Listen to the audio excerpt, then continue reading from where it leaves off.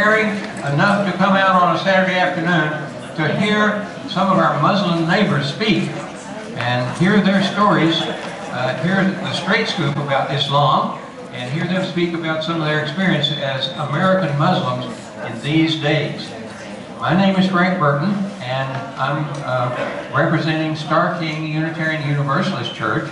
This event is sponsored by the new Eden Area Interfaith Council, which, okay, sometimes we have good things that come out of bad things that occur, and this is an example of that. Some of us have been wanting to have some kind of interfaith organization in the Hayward-Cast Valley area for some time, and it just hadn't been happening. But with the racist stuff that Donald Trump has been broadcasting nationwide, and the thing that happened in Cast Valley of the woman attacking some Muslims that were praying in the park, out of that we've come together, and there's really quite a bunch of faith groups that have sponsored this. I'm just going to read them off, and if you're from one of these organizations, why don't you just stick your hand up for a minute. Star King Unitarian Universalist Church. There's hardly, there are only a few of us here from that church because we have a memorial service for one of our longtime members that's going to happen at 2 o'clock this afternoon, and so most of our people are already over there, and I'll be leaving myself in a few minutes to go over to that. Eden United Church of Christ. Hands up. Okay, several people. Let's see, UCC of Hayward. I guess that's different from UCC. Eden Congregation Sharami. Okay, several people. Gurdwara Shahid Sikh. Okay, that's one of the organizations that is organizing this. Alameda Muslim League. Our Lady of Grace Catholic Church. Several people. Okay. And then I'm going to let Munir read the rest of these because I'm afraid I'll mangle the names of them. So I'll read the mosques real quick. We have the American Muslim Association in Hayward. This is part of the Interfaith Council, Eden Area Interfaith Council. We have the Alameda Muslim League. We have Masjid Abu Bakr, and we have Mosque Muhajirin. So those are the,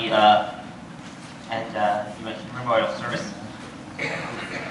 Alright, so A'udhu-billahi minash shaitanir rajim, bismillahir-rahmanir-rahim. Assalamu alaikum. So my name is Mudir, and I'm the mosque representative for the Eden Area Interfaith Council. I'm Muslim. I like to call myself a born-again Muslim. It's traditional for Muslims to begin their gathering by saying a prayer in Arabic and then alienate every single person in the room. How to introduce this panel earlier this month when I was making the flyer. And I really thought, we suffer from a perception problem as a Muslim community. Every week I meet positive, generous, people that put out awesome, positive vibes at our mosque and in our community. And yet we get defined by this 0.0001% of nut jobs around the world. So, this line about all terrorists are Muslim except the majority of us who are not. So we definitely have a perception problem, and that's why it's so important for you to be here and see us as we are. So this panel will share their experience in a spirit of unity, of learning, of inquiry. And we know from our own life and our knowledge of what it's like to be a human being in a divided world, that we live in a culture that we're often educated by messages that we often wish we would not be educating messages. So it's events like this that are important because they give us a chance to fill our lives with more accurate information. And that allows us to be better allies, better supporters of a world of peace. And that's important, and there's a lot of fiction and myths out there about Muslims. So we want to start out before the panel with the 11-minute video about the facts versus fiction of American Muslims. And then we'll start with the panel. So, lights mostly off. So what are some of the stereotypes you've heard people say about Muslims? Muslims are terrorists. Muslim women are oppressed. Go back home. You're a foreigner. Not all Muslims are terrorists, but all terrorists are Muslims. Muslims are un-American. They're all there. The Quran teaches hate. Such stereotypes are widespread, but are they true? In recent years, there have been dozens of polls conducted worldwide and right here in the United States. American Muslims are an integral part of our society. You see Muslims in media, in comedy, in acting, in medicine, law, engineering, business. They're engaged in politics. They're engaged in starting their own organizations that are benefiting the community. So Muslim Americans are really tapped into almost every sector imaginable. They're job creators. 24% have started their own companies. American Muslims are largely middle class and mainstream. American Muslims are like other Americans, with comparable percentages watching entertainment television, following professional or college sports, and recycling household materials. The U.S. government estimates the American Muslim population at around 7 million. There are Muslims who have immigrated from literally every other part of the earth. It would be impossible to talk about Muslims in America without talking about African Americans. So you have an extremely diverse pool of ethnic and national diversity. They are as likely as the average American to attend a religious service, as likely to say that religion is important to them. They're actually slightly more likely to believe that people of other faiths have a chance at salvation. According to Gallup research, American Muslims are the most likely faith community to condemn attacks on civilians. They're also the least likely faith community to sympathize or say that it's ever justified to attack, deliberately killing civilians. Now that's the reality of American Muslims. Unfortunately, the perception among many in the public is totally different. Only 27% of Americans polled have a favorable view of Islam. Some might say that the reason for this is obvious. But is it? Most Muslims reject violence, but that's not what the West media focuses on. So you can have hundreds of Muslim leaders denouncing violence, and that will never make it to the newspapers or on TV or anywhere. Certainly it's a fact that there are some Muslims out there who want to do harm to others. But I've seen nothing to suggest that Muslims as a community or Islam as a religion is more likely to lead to people to violence. Terrorism in America is sort of almost a melting pot. There are a lot of different types of motivations that drive terrorist attacks in the United States. Very few of the attacks that have actually been carried out have been motivated by Islamism. I think a lot of people have a misunderstanding that Muslims are carrying out attacks and they're always targeted at Christians or at non-Muslims, but it is much more often the case that their actual victims are Muslims. According to the National Counterterrorism Center, Muslims worldwide are the main targets of extremist violence and are between 82 to 97% of those killed or injured in terrorist attacks. Then, why are Muslims mainly presented as the perpetrators of terrorism rather than as the primary victims? Why don't more Americans view average, faithful Muslims as the true representatives of Islam rather than the extremists? If you feel that other group is threatening, you impute all kinds of vice and evil. You reduce them to stereotypes, and often you use the most extreme member of the other group as representative of that stereotype. What fear does to people, according to neuroscience, is it increases their acceptance of authoritarianism, conformity, and prejudice. The result is the marginalization of Muslims in America's civic, social, and political life. Society is telling them that they're not a part of the American society. They're not a part of the fabric of this country. In a 2010 Gallup poll, almost half of all American Muslims reported experiencing racial or religious discrimination in the past year. So let's ask again, are these negative perceptions fair? The extremists quote from the Quran. Isn't terrorism in the Quran? The Quran does speak about terrorism, but it uses a very specific word. In Arabic, it's called irjaf. And this word irjaf means crooked action to instill fear and violence in people, but that fear and that violence is based on hypocrisy. So according to the Quranic paradigm, terrorism or extremist behavior is really an acting out of hypocrisy. Muslim scholars have written a letter to the leader of ISIS. We are appealing to him by using Islamic knowledge and Islamic teaching to say, this is not what Islam is all about. What he is teaching does not represent the teaching of the Holy Quran. The Holy Quran says that whoever take a life of innocent person as if have taken the life of all humanity, and whoever save one life as if have saved the life of all humanity. The Quran clearly says there is no compulsion in religion. You can't force anyone to convert to your beliefs, whether they're political beliefs, economic beliefs, religious beliefs. The Quran obviously is very clear about the sanctity of life and respecting everyone's freedom to practice. Whoever wills, let them believe. Whoever wills, don't let them believe. Clear cut.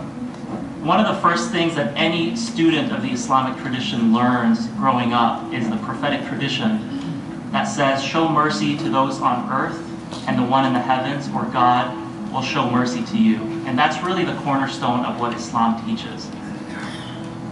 Out of my childhood, having grown up as the only Muslim American family in a strong conservative Christian community, I found that for us as children and young people, it didn't matter the color of our skin or the faith that we followed, that we came together based on a shared love of God, our shared values.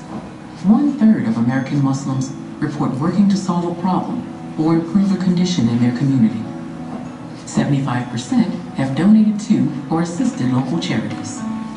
Muslim doctors decided to establish a compassionate network of medical professionals who provide medical services and healthcare free of charge to everybody, to a person of Islamic background, Jewish or Christian, or person of no faith.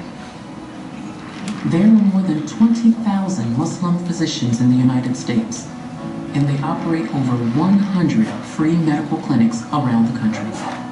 So we're actually seeing Muslims respond to Muslim extremists with the teachings of their own faith, basically debunking their actions, their extremism, with the core teachings of what Islam really is. What happened in North Carolina when these 3 Muslim students were killed was really traumatic for the Muslim community. And instead of just responding with a statement of condemnation, they responded with love. And a campaign came out of that to feed our local hungry.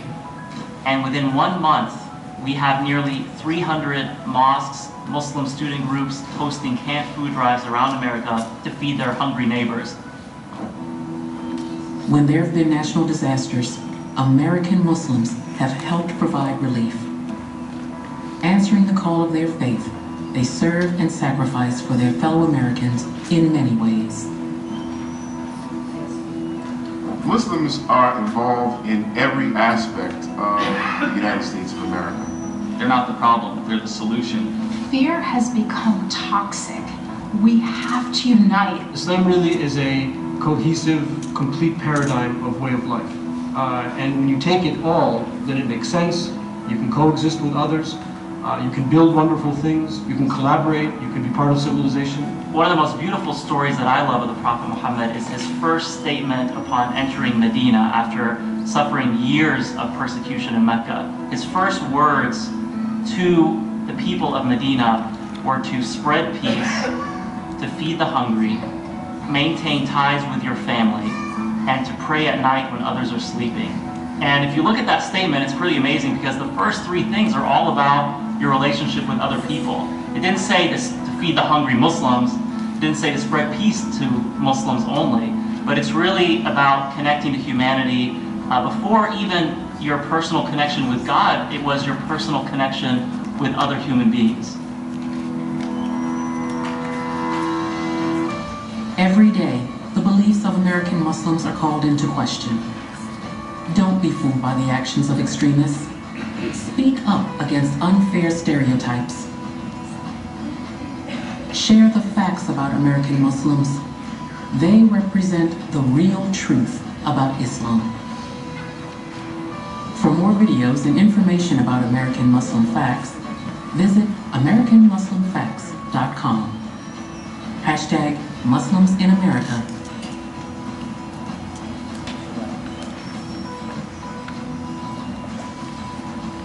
All right, thank you so much.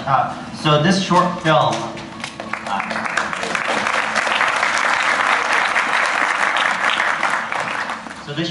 provides scientific research to answer kind of the most frequently asked questions about our Muslim neighbors, and so that's a great website, AmericanMuslimFacts.com, if you'd like to learn more about it. Before the panel started, somebody shared with me this article that appeared.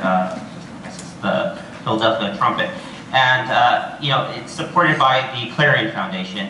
And some of the researchers here in the Bay Area, they did a study about the Islamophobic network in the U.S. And they spent about 119 million a year to kind of look around you. They spent about 119 million a year to kind of lead this narrative, this false narrative that Muslims are not your neighbors and all that. So this is a small effort to kind of counteract that whole thing. So I won't do a big interaction for our panel here. You read their bios, and by the way, when you walked in, there was a sheet. If you have a community organization, a group, your congregation that would like them to appear, or any other speaker, you can contact them through the website there. So we're really in for a treat. This is a distinguished panel. I'll let them introduce themselves. I will mention that each of these 5 speakers will talk for about 10 minutes or so. We'll break, and then we'll take Q&A for 30 minutes afterwards. We're taking written questions, so when you walked in, you've got a little note card. If you haven't, it's here.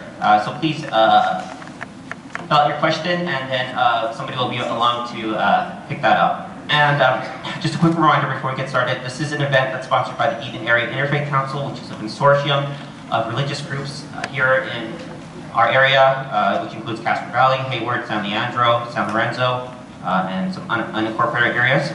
This is our 3rd event, and each event we just keep on growing, so we're really excited to see that. Our next event is an interfaith food sorting at the Alameda County Food Bank in Oakland on Sunday, March 6th. So we hope to see you at that, and to start, I'll turn it over to Dr. Carson.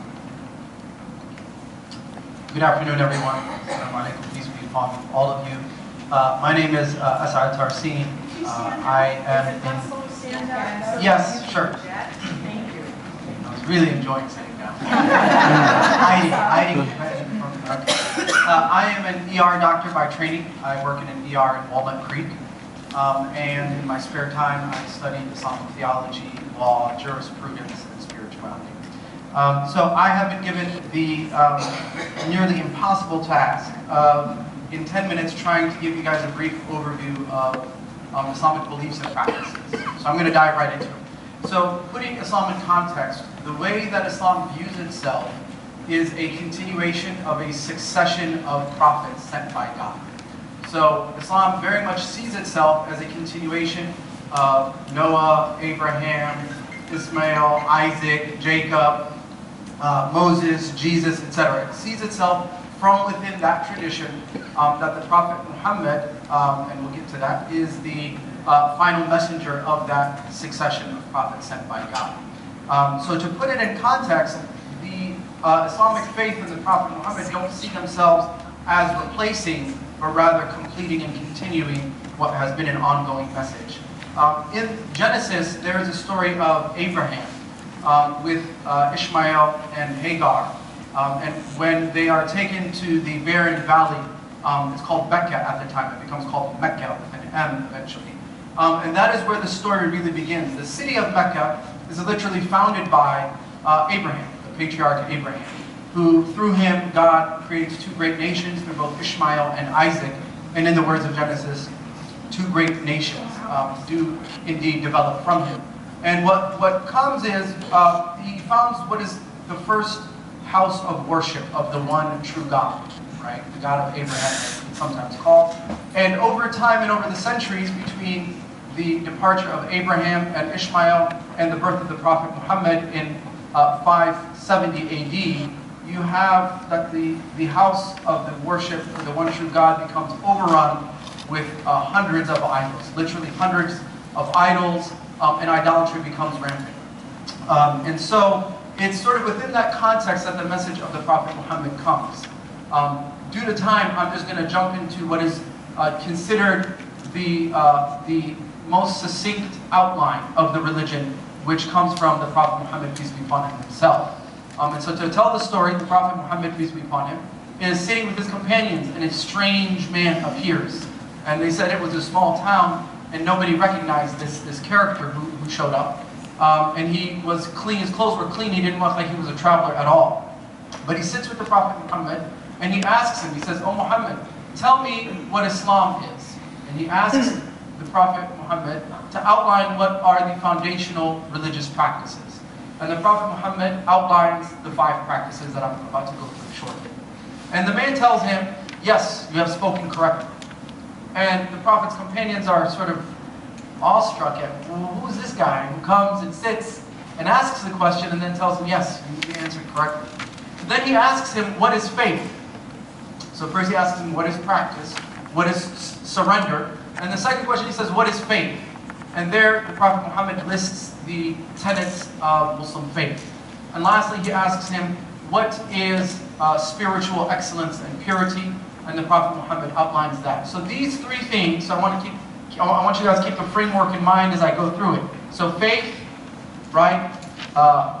Practice or conduct, and then character, purity of heart. Okay? So faith, conduct, and character form the 3 dimensions of the religion. In brief, Muslims believe in there are 6 objects of faith that are universal amongst Muslims. The first and foremost is also the most obvious, which is belief in God.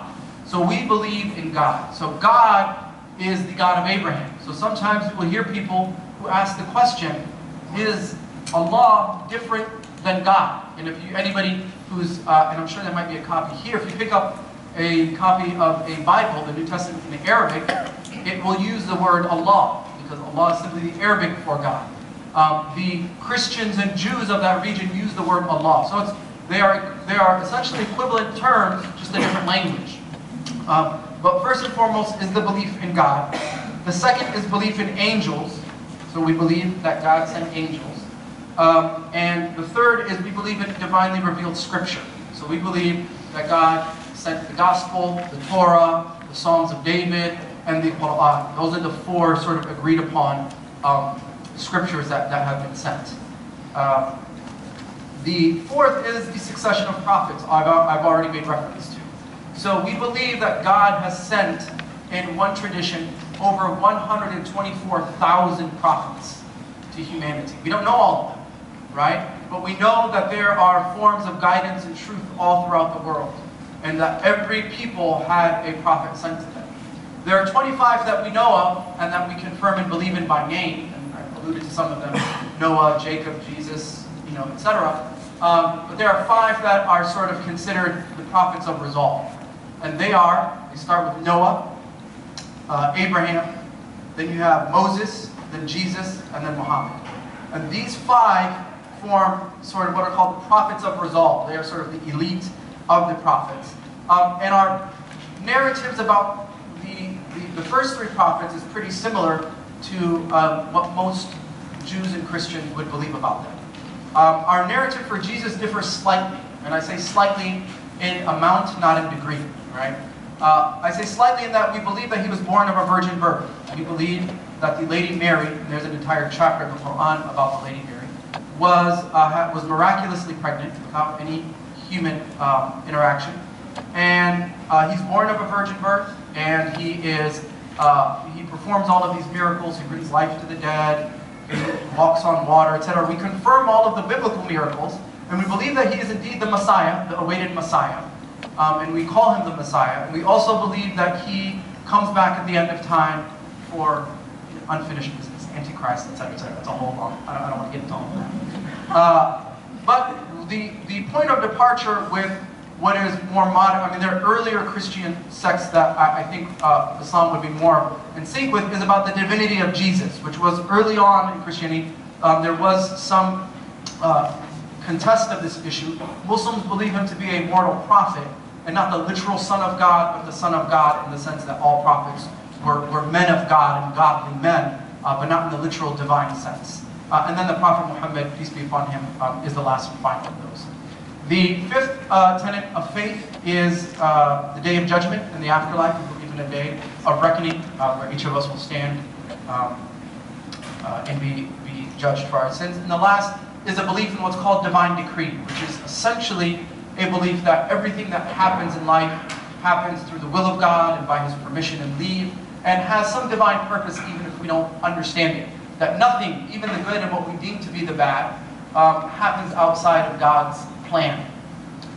So that's the faith. The practices are 5. If you've heard of the 5 pillars of Islam, it refers to the practices. But again, that's only focusing on one of the 3 dimensions when we talk about the 5 pillars. The first is to simply testify, and this is how one becomes a Muslim. So the testimony of faith is a 2-part statement which says that I believe that there is nothing worthy of worship other than God, and that Muhammad is His messenger. And those 2 statements are the profession of faith, and by that a person enters the faith. There are some inherent implications there, which is if you accept the Prophet Muhammad, you accept Jesus and Moses and Abraham and Noah, etc. They're all included in there, and one's faith would be defunct without it. The second pillar is the prayer, and at 5 points during the day, Muslims in ego is sometimes the way it's translated. This part of us that, it's the part of us that has the tendency to be selfish on the one hand and indulge in desires on the other. So it has the vice of anger. It has the vice of sloth. It has the vice of just all of these carnal desires stem from this part of us that is called the ego, or the lower self. The concupiscent soul is what we call it in the Catholic tradition. The corollary to that is at the same time, we believe that Muslims are created with an innate nature that has, through our soul, an inclination to do good. Everyone. Sorry, is that did I misspeak? Yeah, Muslims believe that we're created, so when I said we, I mean human beings. We believe that we are created with an innate inclination to good.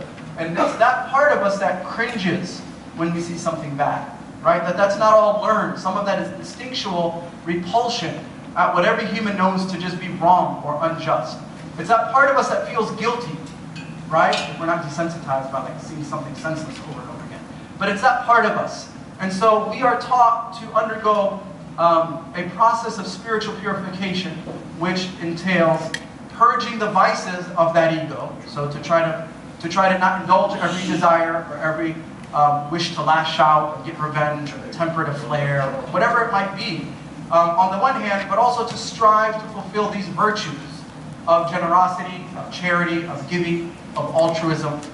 And it's by purging the vices and adorning oneself with spiritual virtues that a person becomes a complete believer and worthy of this relationship with God.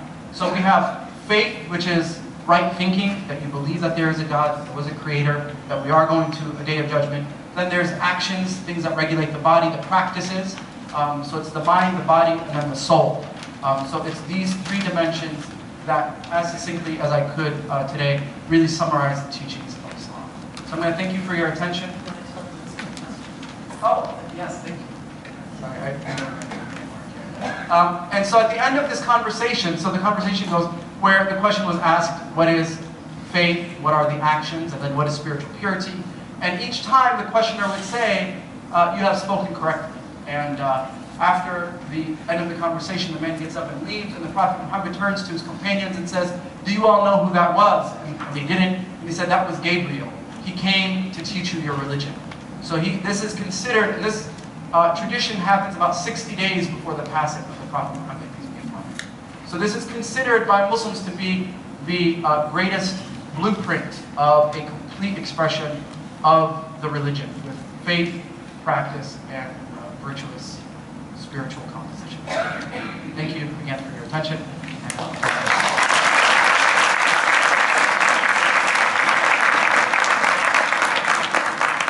Just a quick reminder, let's vibrate, put on vibrate any phones in the room.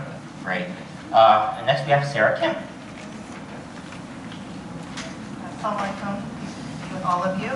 My name is Sarah Kim. I live in Lafayette, and my husband and I are business owners, and he also works in San Francisco. But we own Sienna Ranch. It's an educational ranch in Lafayette Outdoor Education. In addition to that, I'm a manager of a homeschooling co-op of about 30 families and around 60 to 70 children. We homeschool our kids together. And actually, the first year we did that, we did it here in Castro Valley. We rented a home here and did that, and then we moved to Lafayette the following year. We've been there ever since. So first of all, I'd like to thank you all for being here. I'm both honored and humbled, and more than a little bit nervous to be standing here before you. I'd like to think that we're all here today because we love our community, we love our country, and we love our world. And it's only by knowing and respecting one another that we can elevate our respective communities and our beloved country to the highest levels. My talk today is very different than Asad. I'm coming from a very personal perspective. I'm a convert to Islam. I converted when I was in my early 20s in college, and the title of my talk is How It Makes Me Become a Better American. So to tell you a little bit about myself, I was born in Florida and raised in South Carolina in a very proudly American family. But what does that really mean, to be an American? I have to be honest, I don't think I really truly figured out the answer to that question until I became Muslim. I didn't figure it out until the establishment of my faith in my daily life allowed me to live according to the ideals which I am confident most of us would resonate with. Compassion, integrity, mutual respect, kindness, generosity. These are all the qualities that I think good human beings and good Americans strive to embody. Today, however, with the short time that we have to spend together, I'd like to focus on one topic in particular that I can address with what I hope is a sincere and passionate heart, and that's the topic of racism. Growing up, I was very close to my paternal grandparents. I would spend summers in North Carolina with them, and since I was an early riser like my grandfather, the two of us would enjoy a daily 7 a.m. breakfast at a restaurant nestled at the bottom of the mountain where he lived. I was proclaimed his favorite granddaughter, partially because I was named after his eldest daughter, Sarah Jo, who had passed away in a car accident the year before I was born. Apparently, I looked like Sarah Jo as well, so his affinity towards me was clear and understandable to all. And in return, I deeply adored him. He was a generous man who showered love and affection on all of us grandchildren. But the one thing that I remember not knowing how to love about him was his deep-seated racism and hatred for people of color. He openly insulted and disrespected Black people. He frequently used the N-word. I remember being really uncomfortable with his attitude and his actions towards Blacks. So naturally, I exonerated myself from being racist.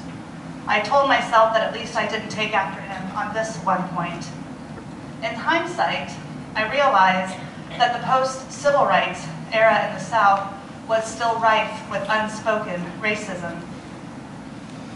Though there were African Americans in town and in school, we had very little to do with one another. I didn't have any Black friends. I didn't live near Black people. I didn't sit near Black people in class or at lunch. Basically, there was minimal to no interaction between them and us. Separate but equal may have been banished by law, but it was alive and well in everyday actions, even in mine. In my mind, however, I was as all-American as apple pie, blonde-haired, blue-eyed high school cheerleader. My European ancestors landed on American shores in the early days of settlement. My mother is part Native American. I think I'm 1/16 Native American. I lived in southern suburbia and was the daughter of a self-made businessman, attending some of the best public schools in the area, along with church on Sundays, and I had my mind set squarely on attending a service academy after graduation. Who was more American than me? Looking back, I realized that I was knowledgeable and I was mature enough at that point to understand the true embodiment of being an American, but it took me quite some time to get there. In 1996, I had completed a couple of years at the U.S. Naval Academy before deciding military life was not for me. I transferred to the University of Maryland and got my degree in civil engineering, married my husband Mike, and had our first son, Ben. Mike was still in the Navy and stationed in Japan. I stayed in the States to finish my degree. It was at this time when I was introduced to Islam. Since my talk is not about my conversion story, I won't go into much detail about how I chose to enter this beautiful religion, but I do want to share with you how being Muslim completely altered my understanding of race. Before I do that, however, I think this would be an appropriate time to share a few of the Islamic teachings regarding race, which come to us via sayings from our Prophet Muhammad, peace be upon him, or via verses taken from our holy book, the Quran, which we believe to be the direct word of God, whom we call Allah in Arabic. I'd like you to keep in mind, as I go over some of the teachings of Islam regarding race, the opening line of the preamble of the Declaration of Independence, the document that formed the foundation of our nation. We hold these truths to be self-evident, that all men are created equal. And here's what God says in the Holy Quran. O people, we have created you, male and female, and made you nations and tribes, so that you may know one another. Truly, the most noble of you to God is the most righteous of you. Verily, God is knowing and aware.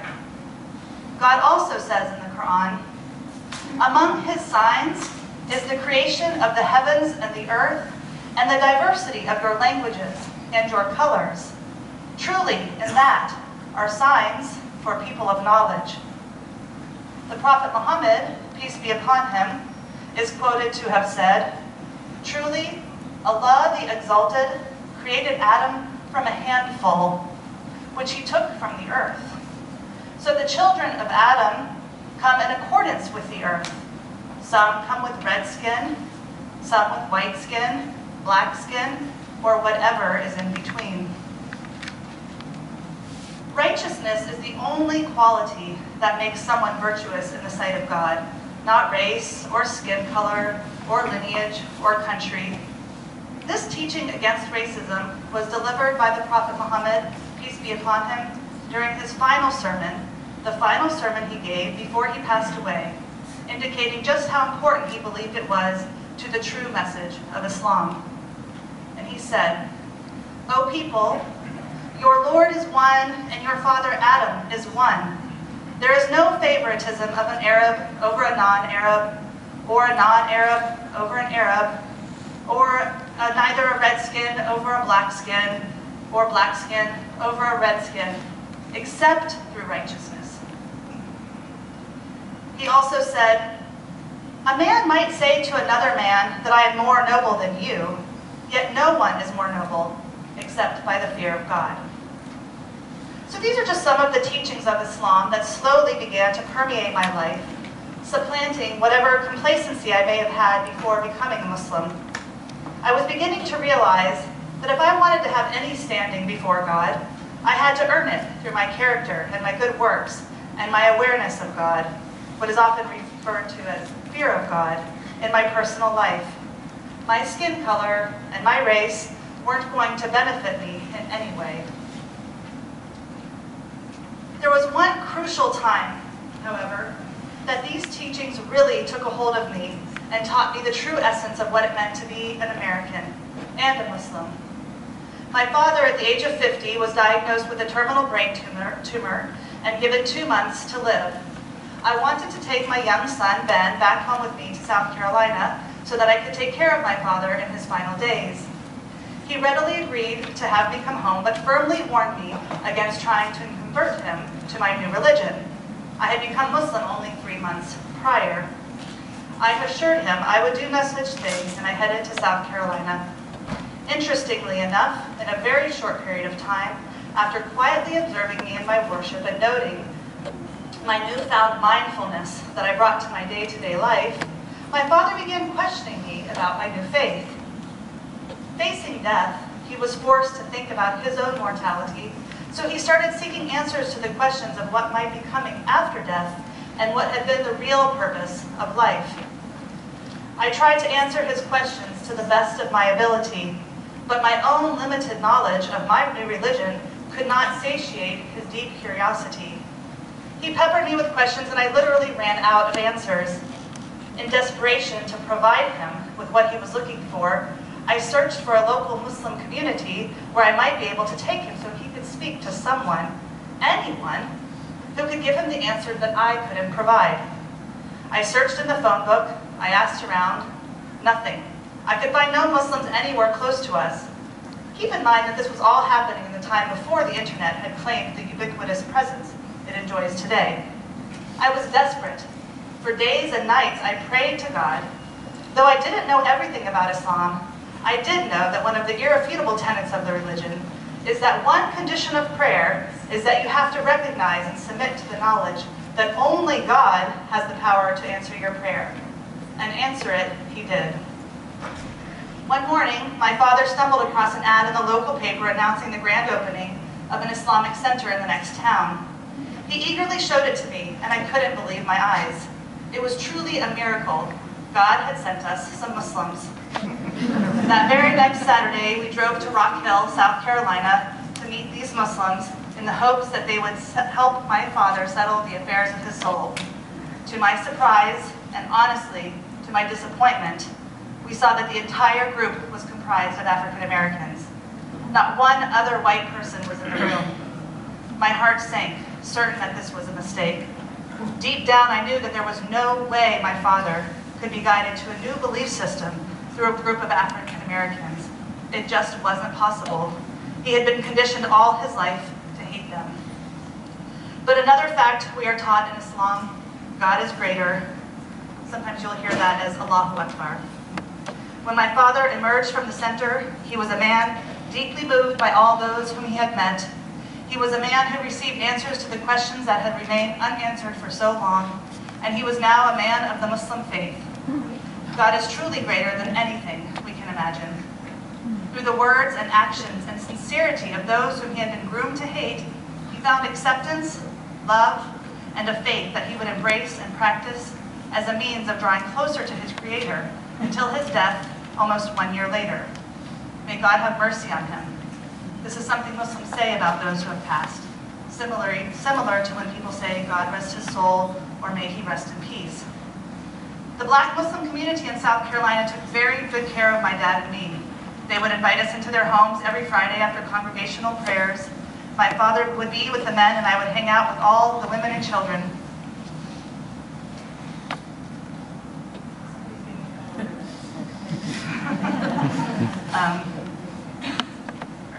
The men became an unwavering web of support for my father, teaching him, guiding him, and helping him come to terms with his impending death. While I was comforted by and thrilled with the peace that my father had found, this was actually a momentous turning point for me as well. For the first time in my life, I had Black friends. They were more than friends to me, however. They were my sisters. We would pray together, sing together, eat together, and laugh together. It was a beautiful and memorable time in my life. It was a Friday in February, nearly 1 year after my dad's conversion to Islam, when he returned to his Lord. At the time of his passing, my 2-year-old son Ben, an African-American brother named Abdullah, and I were all sitting at his bedside. Anyway, this brother had come to visit my father so that he could read from the Holy Quran in his presence. Muslims believe that the recitation of the Quranic words in Arabic brings solace to the heart, and the specific reading of the chapter called Yasin helps ease the soul's passing from this world to the next. It was through the lips of this Black man that these verses aided my father's soul.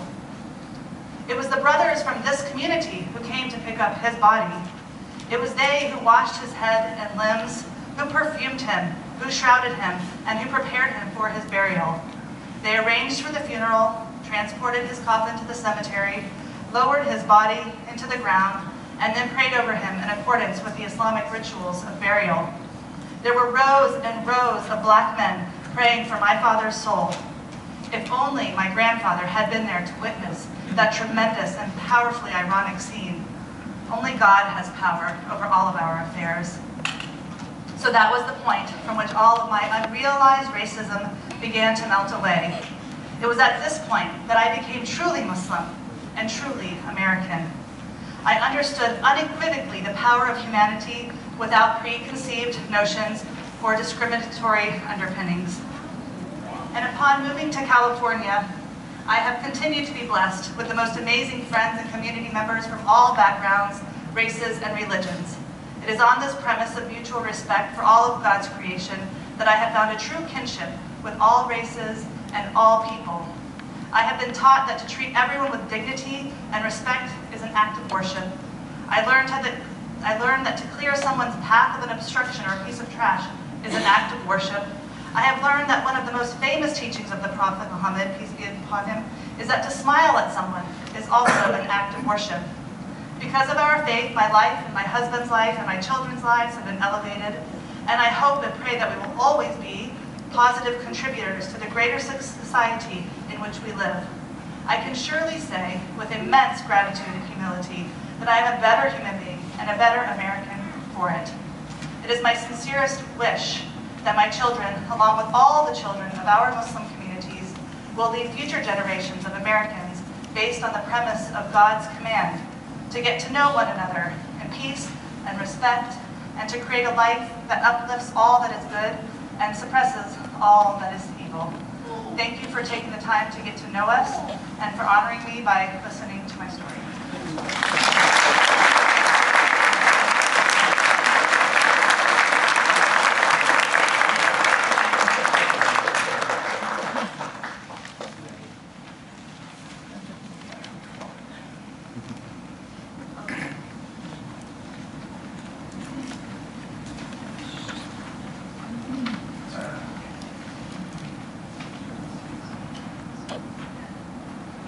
So much for welcoming us so warmly. We're only here by invitation, and we're very, very grateful. A little closer. My name is Islamophobia, and I am a mother of 3 boys and a wife from San Ramon, California. And when we heard about what happened in Castro Valley with the incident in the park when the 3 men were praying for the lady who was coughing on them, we were really, really impressed with the way the community has come together to say that this is not going to happen in our name or in our town, and then to reach out to us and welcome us to come and share the truth about who we are and what we believe. We're very grateful. So I'm going to start with a little prayer in Arabic. Bismillahirrahmanirrahim. Rabbi shrah li sadri wa yassir li amri wahlul 'uqdatan min lisani yafqahu qawli. It's a prayer from the Holy Quran. It's in Arabic, and it's the words of Prophet Moses, peace be upon him, when he went to go speak in front of Pharaoh. And his words were, "My Lord, I ask you to expand my breast, make my task easy, undo the knot in my tongue, so that they may understand what I say." I know you guys are going to be much more merciful than Pharaoh was. But it's still good to start with. So I'm here to talk about basic stereotypes and myths and misunderstandings about Muslims. And there are so many. There was such a long list that I didn't know what to narrow it down to. So I thought I would narrow it down to the few that I deal with the most that come up in my conversations with people. So, and that is being a woman, a Muslim woman, who wears hijab, the headscarf. I'm calling it the headscarf as if hijab means headscarf, but it actually doesn't. Hijab is only brought up in the Holy Quran a few times, and when it does come up, hijab actually means barrier, to keep a barrier between you and somebody. The word for scarf is actually khimar. And as many Muslim women that you will see out there who wear the hijab, that's how many different stories you'll hear about why they came to it, why they decided to wear it. In my experience as a Muslim American woman living in Northern California who has many, many countless friends who wear the hijab, I have yet to come across anyone who is forced to wear it. That does not discount the fact that those stories do probably exist somewhere in the world. There are people who probably do have the experience of wearing the hijab because they feel the pressure to, or because they've got their own domestic issues going on. But as far as anyone I know and what we talk about, this is something that, in fact, the opposite I've heard more often. which is that there are people, including myself, who put on the hijab in direct opposition to the wishes of the people around them. When I wore the hijab and took it on about 16 years for women is that it's their own personal relationship with God and trying to figure out how they can live a God-conscious life. The understanding is more of it coming from a position of modesty, and you'll see all different levels of it. You'll see women who wear hijab and wear makeup. You'll see women who, like in Dubai, you'll see women who wear the long gowns, but they'll have like little diamonds and sequins all over it. When they go out in the sunlight, they light up like a Christmas tree. Then you'll see, women in Afghanistan who wear the burqas from top to bottom. In Saudi Arabia, you'll see women who pretty much the abayas there that they buy are all black. So it's affected by different cultures. In Africa, you'll see something very different colors. So, but what it is, the whole spectrum is people trying to figure out how they can be living and dressing in accordance with what they believe that God will find most pleasing. And when I went to St. Mary's College in Moraga, I was really struck by all the iconography and the paintings of the Virgin Mary, and to me she looked just as Muslim as any of my friends, so and we pride ourselves on that. We pride ourselves that somebody as noble as the Virgin Mary was somebody that, we hope would recognize something in us if we met on the street. But it's just one part of the religion. It doesn't mean that if a woman wears hijab, she's automatically more pious than a woman who doesn't wear hijab. We were actually requested by a Muslim woman that, can you get somebody who doesn't wear hijab to sit on the panel so that people can see that there is this spectrum of practice even within Islam. It just so happened that we're all co-workers. We work together in educating our kids, and all the women in our co-op do wear the hijab. So, and I'm sure there's going to be things that are going to come up in Q&A, and then we can address those topics then.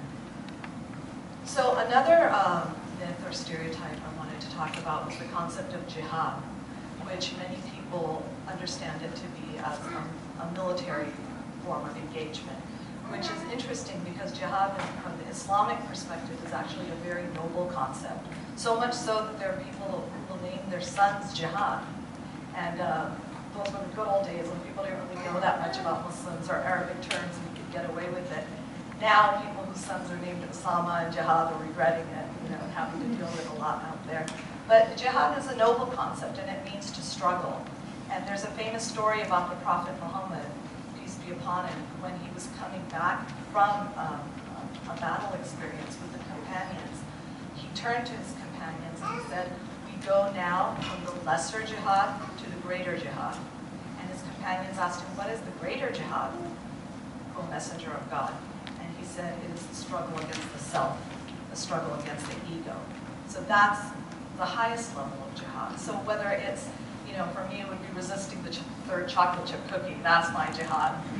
For someone else, the jihad might be giving up gossiping or backbiting. Another person, it might be, jihad might be to wear the hijab or to give up smoking. So people have all different levels of jihad, and that's how we understand it too. There is a military aspect to it also, but unfortunately that's co-opted the word in the general understanding. I know of somebody, a young man, whose name is Jihad, and he wanted to get a personalized license plate on his car, and it was denied because the understanding is something else now. All right. Some of the misconceptions that I wanted to address, actually, Dr. Elsa did a good job of clarifying them, so not left with us, which is fun. One of the misconceptions that's come up, especially with recent events, is about the irrational love that Muslims have for the Prophet Muhammad, peace be upon him. There's a little bit of truth to that, the irrational love. And it's that kind of love that any of you would have for your parents. If somebody slandered your mother or your father, the pain that you would feel, that's the kind of pain that many people who grow up learning the truth about who Prophet Muhammad was, they feel that. But as far as this violent reaction that we've seen in some quarters of the world, there's nobody I know who understands that kind of reaction. If anything, what I heard repeated over and over is that the violent reactions we saw was actually more insulting to the legacy of the Prophet Muhammad and who he was, peace be upon him, than any of the cartoons or any of the words that have been said against him. What we've learned from his example literally was the teaching of the Prophet Jesus, peace be upon him as well, which is to turn the other cheek. We have stories about the Prophet Muhammad where, you know, he would be walking down this alleyway and every day a woman would throw garbage on him. And this is a story that all our children in Sunday school learn at a young age. Every day when he walked, there would be garbage thrown from a window on top of him. One day, he was walking down the alleyway, the garbage wasn't thrown on him. And he wondered about her, what happened on that particular day. And when he checked up on it, it turned out that the woman was ill. And so he actually went to go visit her and asked about her and prayed for her to get better. That's the story that we've grown up with. Many, countless stories like that. And so when we hear about people who react with forms of violence, all we can assume is that these are people who are uneducated, who don't know the truth about the Prophet Muhammad. There's, you know, political reasonings behind why they're reacting the way they are. Maybe they're disenfranchised, or it's just an excuse to be a thug. But as far as Muslims and what they know about the Prophet Muhammad, they love him. It hurts them deeply to hear him being slandered or spoken about with lies, but not to the point where anybody would want to actually take up arms. And this kind of love goes for all the prophets. Islam actually sees itself as a reformation. A lot of people will say, oh, Muslims need to reform their religion. Islam actually sees itself as a reformation, and one of the reformations are some of the biblical stories about the prophets that we are taught as Muslims are incorrect. Stories about Lot having slept with his daughters, or stories about prophets getting drunk, or prophets committing sins. Muslims believe that prophets can make mistakes that are corrected by God, but that they don't actually commit sins. And so they're held in a very high esteem. And there's one opinion out there in the Islamic tradition that says that even Mary might have been a prophet. So these are people who are very revered, and we're living in a time when it doesn't feel like much is sacred anymore. And so you will see that, you know, from Muslims especially, that they'll be out to defend these noble people. So those are just some of the stereotypes I wanted to address right now, and I'm going to hand it over to my Kim, and then we'll come back to Q&A.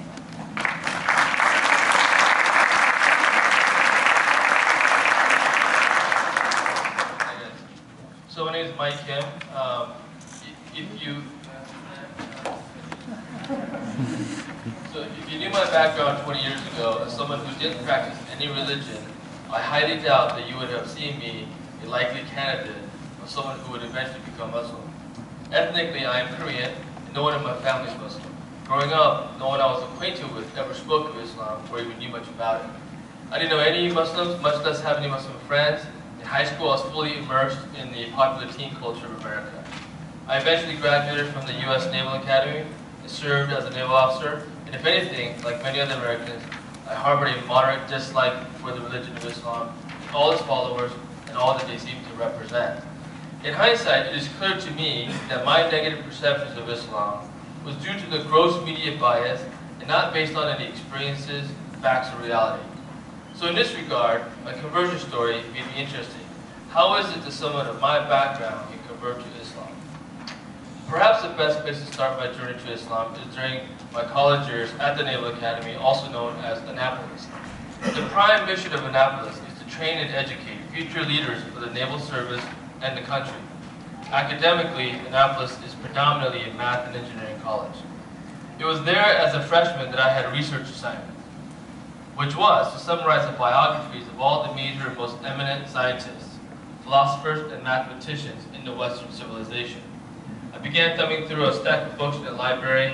It was pretty boring material, so I began to doze off. And right before lights out, I glanced at a passage that literally jarred me awake. The passage described how most of the renowned philosophers, mathematicians, and scientists were believers in a unified deity, in a universal or transcendental. These are academic neutral terms for God. and that trying to understand the created universe was one of, if not the prime motivation of their respective life's work. Now this was quite a statement. Up to that point, no one had ever told me that the greatest minds in the Western civilization were believers in a created universe. On the contrary, in public schools, this very interesting fact is completely left out and deliberately avoided. I later came to find out the various reasons, a subject matter for another time. Nevertheless, I saw this as an astonishing discovery, that the most revered, widely studied, and respected minds in the Western civilization were believers in a God. Further, that their life's work were inspired by their desire to know the created universe. Another example of a spiritual jolt during my college was in a probability statistics class during my sophomore year. A professor challenged the class to derive a statistical number that can approximate the chance occurrence of a simple blade of grass coming into existence based on its component parts. Very few got it right. In fact, I don't think anybody did because it was such a huge number. The right number was bordering on infinity, meaning that the probability of a blade of grass coming into existence by pure chance, given the vast number of its component and subcomponent parts, and the variances associated with the billions of particles coming together so precisely and in such exact sequence so as to create a complete life system, were so remote that by mathematical reasoning, you landed on the doorstep of an intelligible cause behind the blade of grass coming into existence. So then it didn't take much to imagine the statistical probability of more complex life forms such as animals and humans and the celestial bodies that contain them. So, there are many other academic experiences, such as the ones mentioned, that inspired me on a personal quest. If the vast majority of the most eminent thinkers, philosophers, scientists, and mathematicians believed in a creator, it seemed logical to me that I would benefit by looking into the matter myself. So I continued to read, study, debate, and search out answers to the growing number of questions and conflicts that I accumulated during my college years on the subject of religion. And in the end, I left college with two firm conclusions. Number one, the observable balance, harmony, and order of nature of the universe strongly indicated that there is only one God. Number two, in a created universe, divine matters must necessarily take precedence over all human and earthly matters. Armed with these two convictions, I began my journey of trying to discover the right religion, or system of belief. As a consequence of my academic inquiry, however, I established what I believed was a relatively high bar for a system of belief that was willing to adopt. For example, on a scientific level, I was in search of a religion where science could not disprove God, since matters of God superseded and eclipsed matters of man and the universe in the self-evident relationship between the creator, thus superior, and the created, thus the subject. A standard I held fast was one where sound scientific discoveries could, one, never disprove God, but rather support the existence of God, so as in the statistics example. And number two, that all scientific discoveries would always lag behind and ultimately validate revelation. Similarly, in terms of social elements of the religion, I held fast to the idea that the outward practice of religious ceremonies needed to reflect the core teachings of the religion to be true and relevant.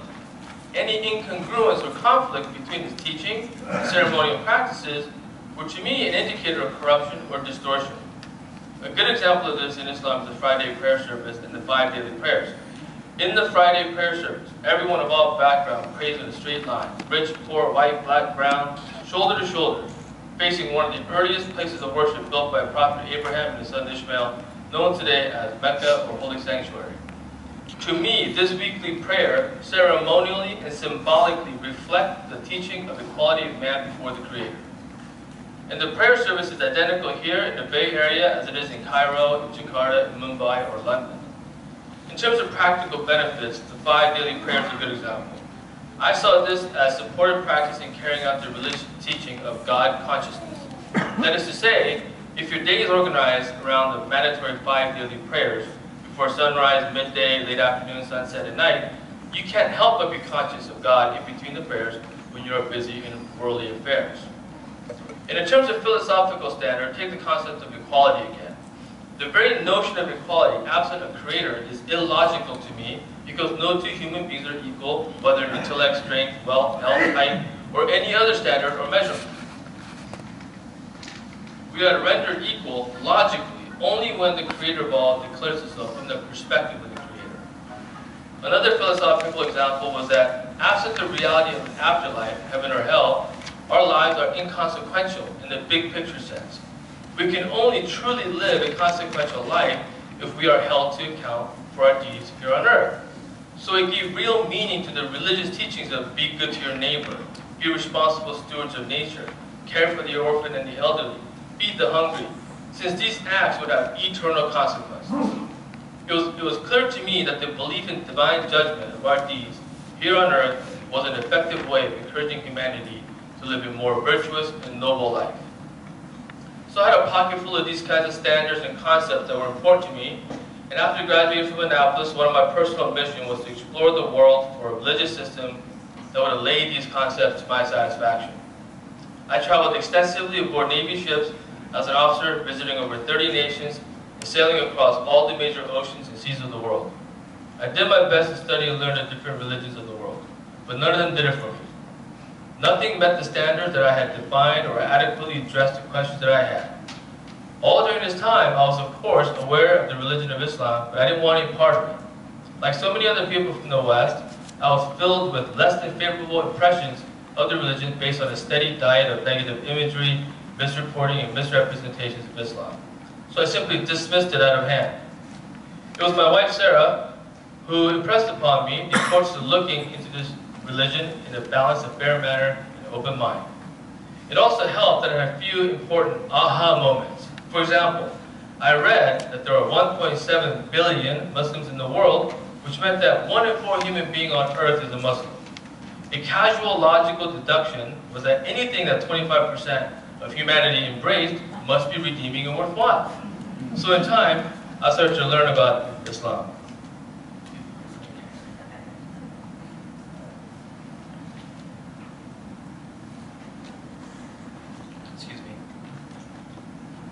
Islam not only met, but exceeded all of my standards. It answered all of my questions, sorted through all of my conflicts without any equivocation or qualification. Not only was it easy for Islam to address my questions and concerns, it did it so effortlessly that my issues seemed trivial and basic. The many preceding years of study and struggle with all these unresolved ideas, questions, and concepts were all easily, clearly, quickly, and unequivocally answered by the tenets of Islam. Everything made divine sense and logic. Very soon I was confronted with a fork in the road. I knew in my heart and mind that Islam was the right religion for me, yet I still felt that to be a Muslim would be very challenging in America. In the end, however, the penetrating and overwhelming truth of Islam was irresistible. Eventually, I made up my mind that I was going to embrace Islam. At that time, I prepared myself for the inevitable difficulties ahead once I made my public declaration of faith of becoming Muslim. Interestingly, nothing happened. Or I should say, nothing bad happened. On the contrary, I received nothing but support and good wishes from my family and friends and colleagues, and no ill will or negative comments from my family, both immediate and extended. And frankly, my life, social and otherwise, was markedly improved. In closing, I would like to add that I've been a practicing Muslim now for about 20 years, and in that time, I've met many Muslims from one coast to the other. I've attended countless conferences and gatherings, large and small, public and private, and I have never heard anybody say or promote ideas that would categorize as extreme, militant, or un-American. On the contrary, these gatherings are all about how to be a better person, contribute to our community, and support our nation. So when I regularly hear in the news of terror cells in our communities or radicalization in our mosques, I simply don't know who or what they're talking about. I do think that playing to people's fears and anxieties for political monetary gain does happen. It's happened throughout history to countless other communities, but doing so is harmful to our great nation as well-meaning citizens. Thank you.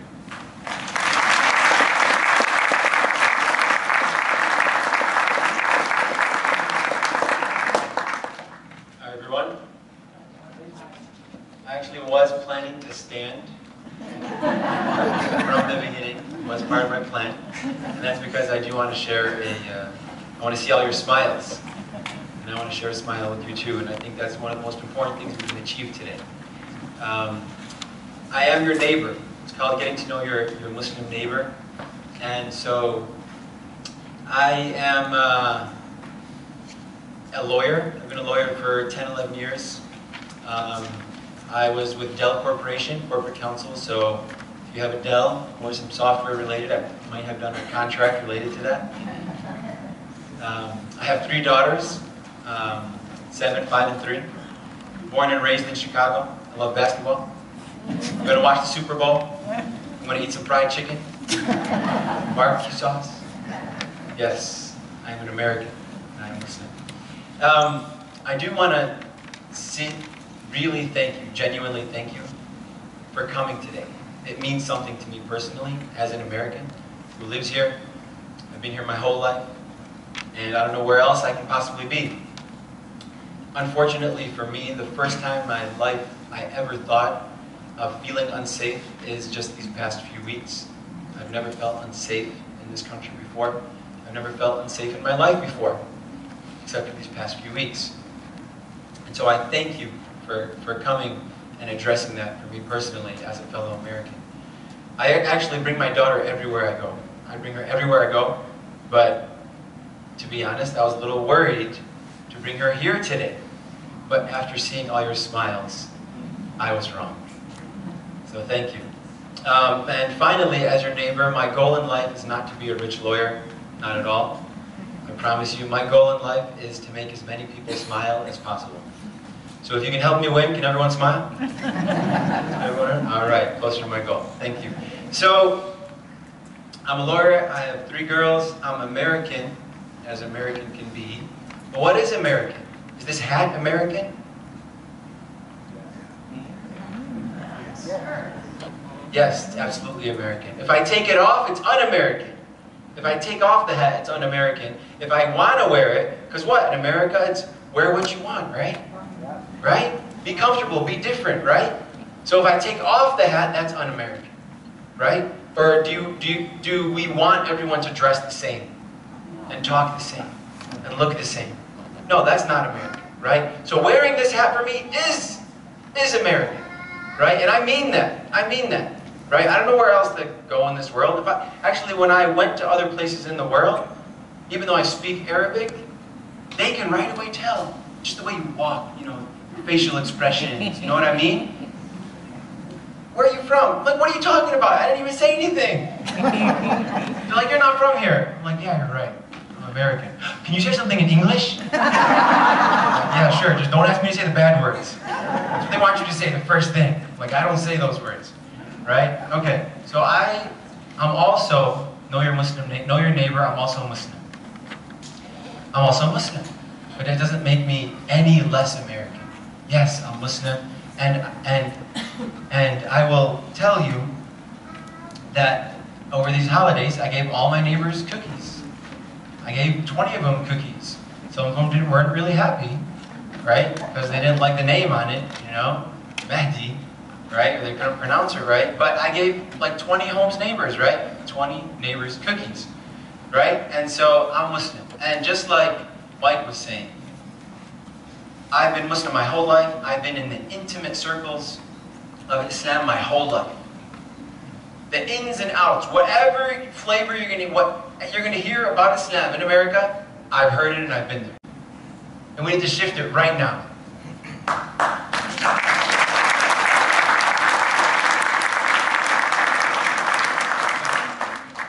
The final prophet Muhammad, as Muslims believe, after all the other prophets, peace be upon them all, said something which is very dear to me and I want to share it with you. And he said, لا يؤمن أحدكم حتى يحب لأخيه ما يحب لنفسه. He said, none of you believe until you love for your brother or sister what you love for yourself. And let me tell you what the interpretation of that means. It's your human brother and sister. It's your human brother and sister. You are my brethren and my sisters in humanity. From our Muslim tradition and our Muslim perspective, you are my brothers, my sisters, my aunts, and my uncles in humanity. Right? And we all share, we're all related to a prophet from our Islamic tradition. We're all related to a prophet. You are prophetic. You have prophetic heritage. And I mean that. You have prophetic heritage. We have prophetic heritage. Who? Who am I referring to? Any guesses? Adam. We are all Adamic. We are all related. We are all human. We are all a part of the human family. And we are brothers and sisters. Right? So there's not this them versus us. We are related to the same father and the same mother.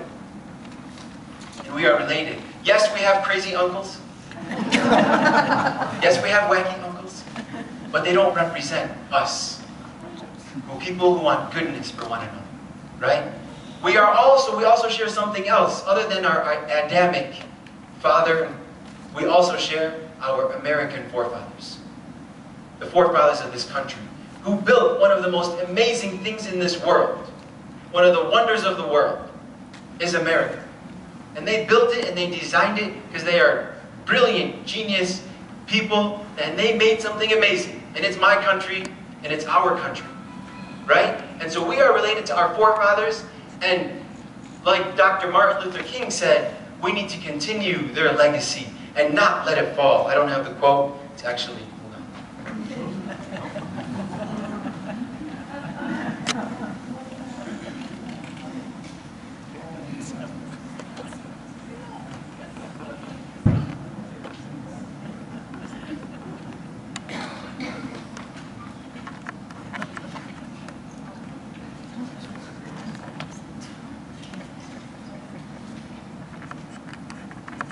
Martin Luther King Jr.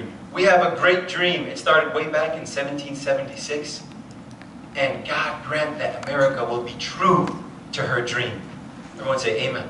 Amen. God grant it. And I have this, by the way, because it just came in the mail yesterday. So I was looking at it and I was like, oh, that's perfect. I'm going to use this today.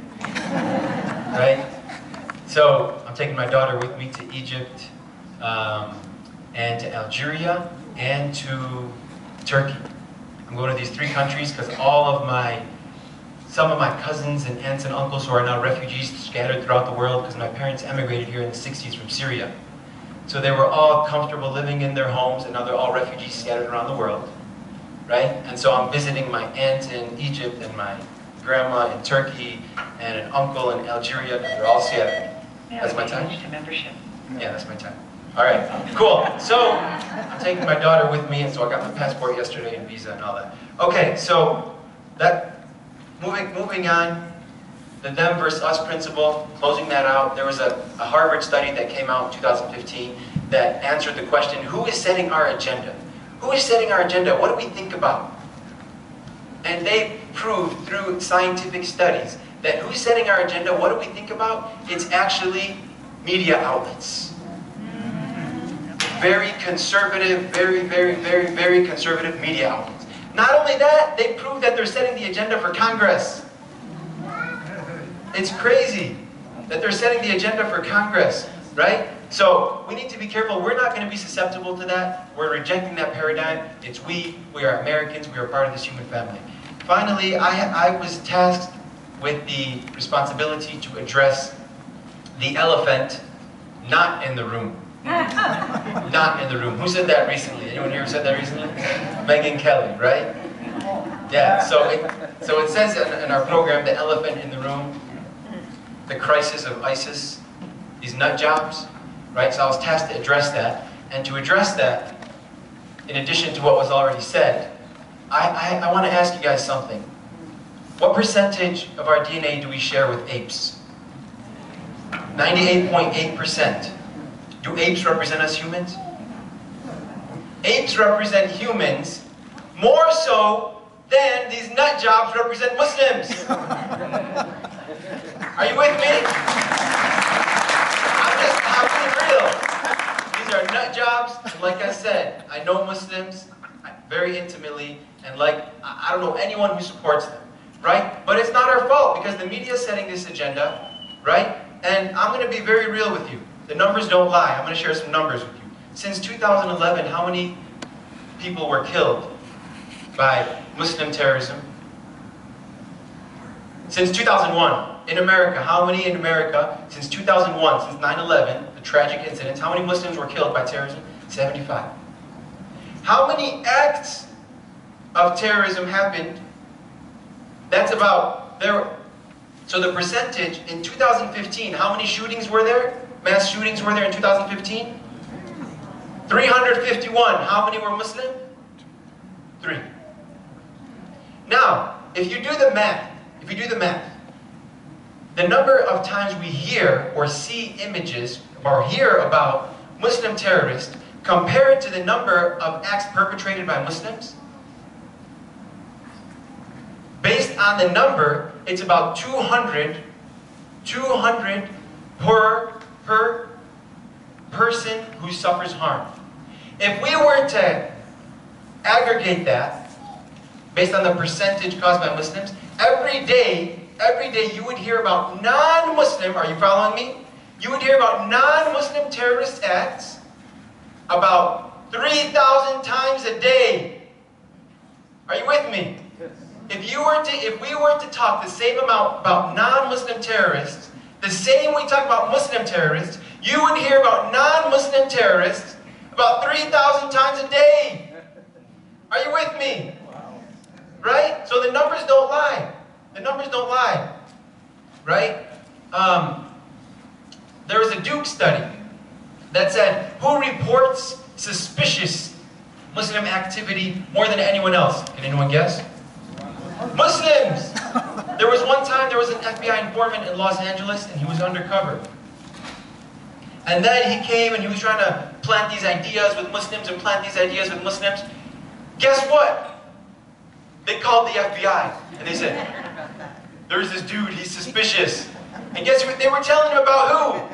Their own guy. And who called them? The Muslims. And it was CARE, the Council on American Islamic Relations, that called.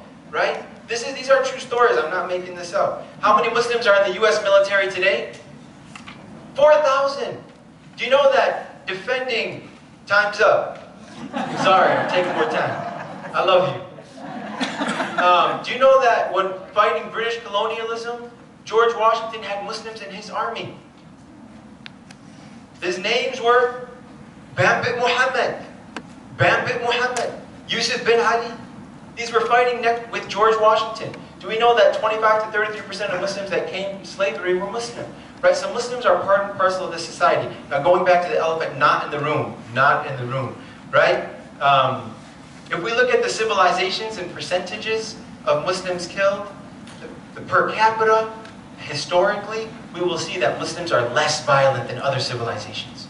If we compare civilizationally, Muslim civilization compared to others, we will see that Muslims have the least number of murders and killing. The numbers don't lie. The numbers don't lie. In the 21st century, humanity killed over 200 million people. 200 million people. Right? Muslims are the least percentage civilizationally towards the bottom than all the other. Right? So the numbers. Finally, addressing this, and forgive me, finally addressing this elephant not in the room, I want to just tell you that these nut jobs that are apes and less than apes, forgive me, but what happens is, why do they do this? Because they have these issues, very, very unfortunate issues, where the methodological issues of how to understand a text. So for example, if I were to tell all you guys, do not walk in that room.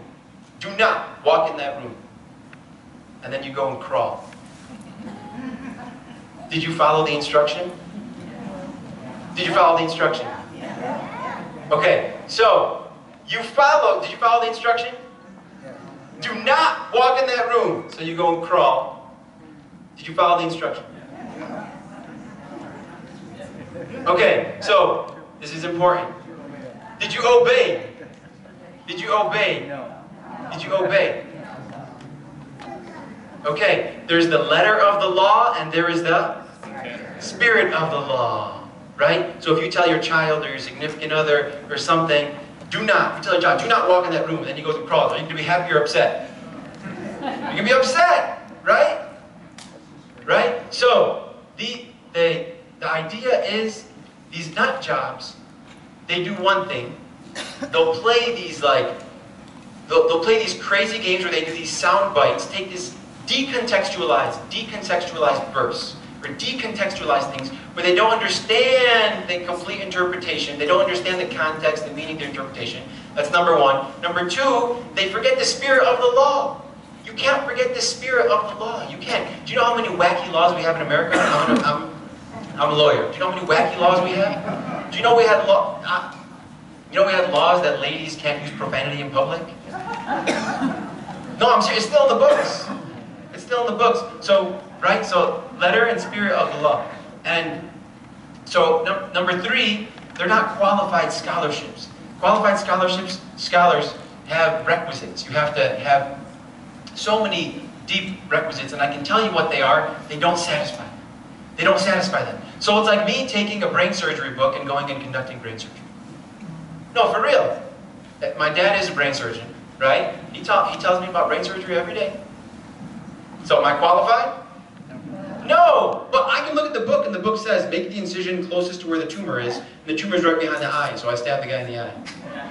No, it doesn't make sense. I'm not qualified, right? I didn't study for 20 years to become a brain surgeon. And these nut jobs also are not qualified scholars. That's why we saw that letter in that video. They sent, the scholars, qualified scholars, sent a letter debunking everything. And finally, we have in the history of our humanity, of our shared humanity, where Muslims, Christians, Jews, people of no faith lived in tranquility and in peace. We have in our history where scholars have defended Jews and Christians and people of other faiths, right? We have scholars, we have one in our history where we protected churches. We protected churches. Only now these nut jobs, they destroy a church or a temple because they think they got it right, although all of the scholars of the last 1,400 years got it wrong. Are you crazy? The scholars all over the past 15 centuries protected this church and honored this temple. But you got it right, you scholar today, in 2015, and you're going to blow up this building? You don't understand the purposes and objectives and the principles of Islamic law. And forgive me for taking more time. And I love you all, and we'll see you shortly.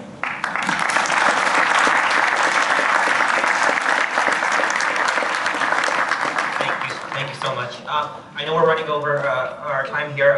This is being recorded, so we will be sending out a link to this if you want to share it with your friends or who couldn't join us today. If you did sign in at the table when you walked in, put your email address on there. It will be emailed to you. The link will. You know, I saw tears in the audience. I saw a lot of interested faces. This is a great panel, so let's give them a round of applause.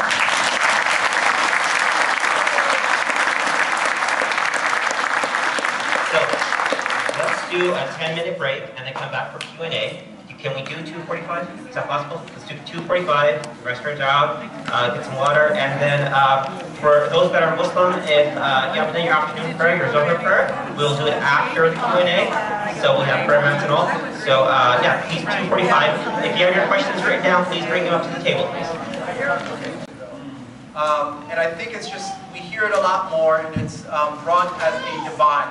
Sort of within the Muslim community. Oh. Sorry, the question was, can you explain the difference between Shiite and Sunni Islam? It's a split, about approximately 87%, depending on the numbers you look at, of Muslims in the world are Sunni, and about 17% are Shiite. And the difference is primarily a theological one that resulted as, like most theological schisms and splits in religious communities, based on a historic event and disagreement. To summarize briefly, there is very little difference that most Muslims would be aware of and understand. They have the 5 prayers, they have the same core beliefs and tenets of faith, they read from the same Quran, the same holy book. They don't have a different scripture. And the differences tend to be in some theological components that deal with the descendants and the successors to the Prophet Muhammad, peace be upon him, after his death. And then those sort of historic things turn into theological positions about infallibility and all types of interesting things if you're into theology. But really, they tend to pray together. I mean, there aren't mosques that you can go to that are primarily Shiite mosques that a Sunni will go to pray. There are Shiite Muslims that will go to a predominantly Sunni mosque to pray. They don't hold those kinds of divisions to be that different. But they both will call themselves as Muslim. They don't really clarify that distinction between Sunni and Shia unless the context calls for it. Geographically, you will have some areas that are predominated by Shiites and they're predominated by Sunnis, and so then you get into, anytime you have politics added to the mix, it tends to, you can polarize and pit people against each other and divide and conquer, etc. Whereas beforehand it really wasn't much of a divide to begin with. That's my sort of 60-second answer. Question. My understanding. We're taking written questions right now. Sorry about that. You have to write. Sorry. Is it? All right. Sorry. Would you like a piece of paper? Yeah. All right. Our next question comes from the Casper Valley LGBT community. I welcome and support you as our Muslim neighbor. We've been both demonized by fundamentalist Christians. We have also been demonized by fundamentalist Christians. My question is, do you support us? Are we welcome and are we affirmed in your mosque? Will you join us in Casper Valley Pride, and how can you show your support? Probably for Mehdi, LGBT, and Muslims.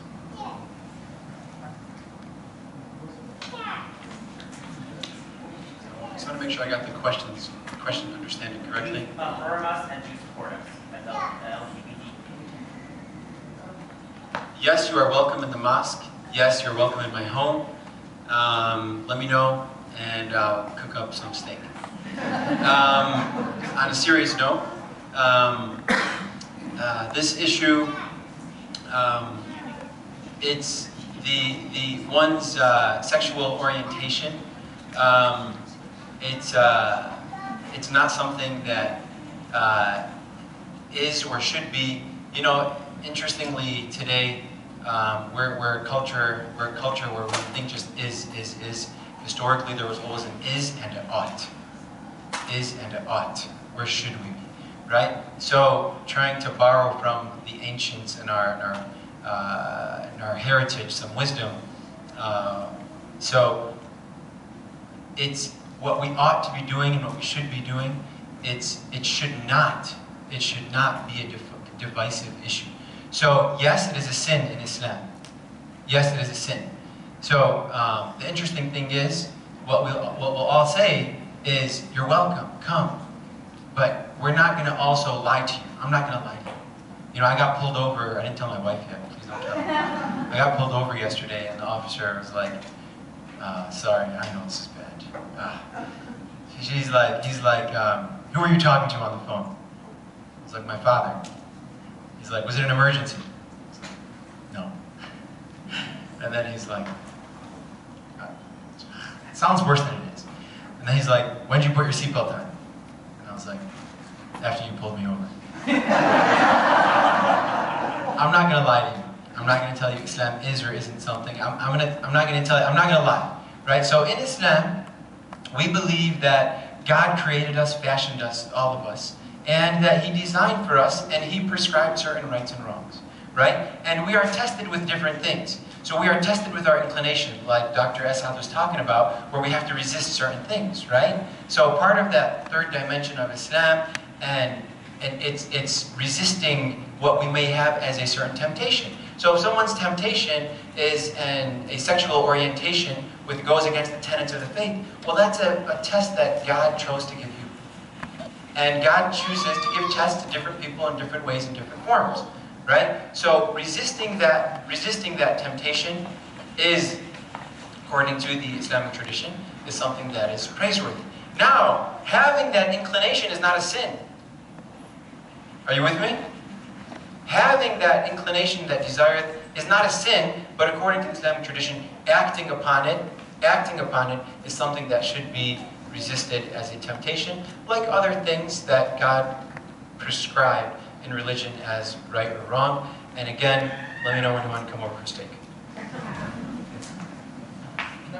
Can I add something to this, just because I think it's a great question, and it's not easy to answer in a 60-second format the way Matthew did. I just want to add one component to it, which is that is not a precursor to getting along.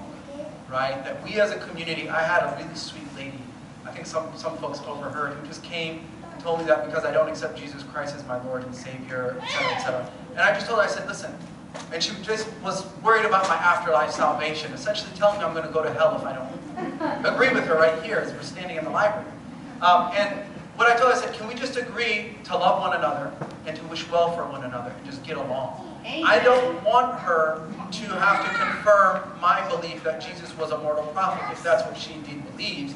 And I don't want her to compromise on what she actually believes for the sake of community. So I think one of the things we have to celebrate is our mutual respect along with our preservation of values. So I don't want anybody to think that if we're honest, it means that we can't get along. Or if I differ with you, that has to become a division. We can all get together with our Muslims. You guys think we all agree? You know, right? Like really, like Muslims know, right? We don't all get along, but that's not a precursor to living together with love and respect, etc. I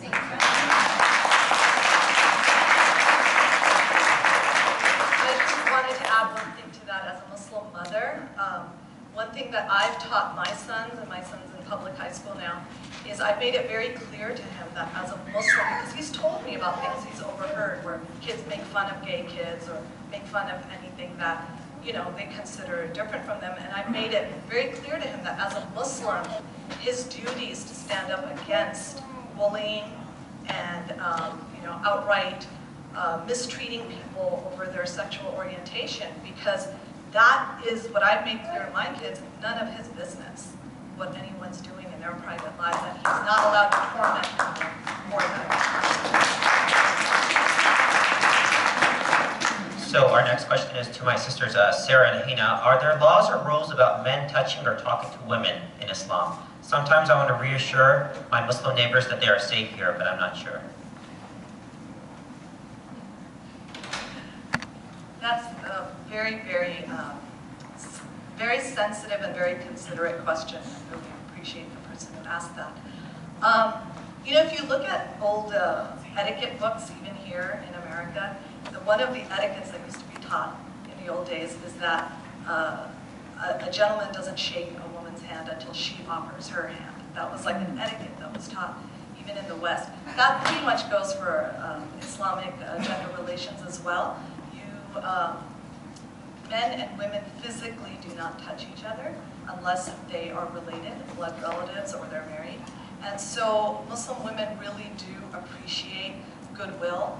And when a gentleman stops me and tells me that he really likes my hijab or he thinks it's beautiful, I know he's saying something much more than saying that I have a nice headscarf on. He's trying to tell me that it's okay, and you're welcome here, and I like you. And that's very, very appreciated. And sometimes one of the awkward things that can happen at Interfaith is that the physical, wanting to give a hug. I had a gentleman saying, I like you so much, can I give you a hug? And I was like, how about you give your wife the hug and I'll get the hug from her, And he did. He was a good sport about it. He hugged his wife and his wife hugged me. And so again, every Muslim woman's different, but if you want to know from an Islamic principle, then yes, there are limitations to physical interaction. Also, air high fives. Okay, so those were the softer questions, I think. So now you'll be surprised to hear some of the tougher questions, but I'm glad these are being asked. So there's a whole bunch. Why does the government of Saudi Arabia have such harsh punishments, such as beheading, stoning, etc.? Also, the follow-up question from another person is, why are the Sunnis and Shias fighting with each other? Don't they realize that they're making it bad for all people? Who wants to take that? Nobody wants to take it. Okay, so two pretty different questions. I'm going to deal with the second first because it's pretty easy to do. I want to know, why are the Sunnis and Shias fighting? That's what we all want to know. So, I mean, it's why do people fight? Period. Right? I think it's, in human history, there are very few exceptions that's what people do. There's power, there's greed, there are the justifications for it that tend to be clothed in nobler things like freedom or religion or justice or protection, etc. But I think you'd have to ask somebody who's an expert in geopolitics, who'll probably bring in factors like the price of oil and the power balance of the Middle East and I'm not an expert on that, but human beings tend to misbehave sometimes. The first question is a good question. Why, can I say it again? Why does the government of Saudi Arabia have such harsh punishments, such as beheadings, stonings, etc.? So the government of Saudi Arabia, I would just say, there's no government on earth that I think should be taken as representative of the religion.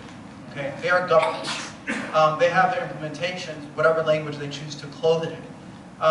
The question now becomes, does Islam hold things to be capital offenses?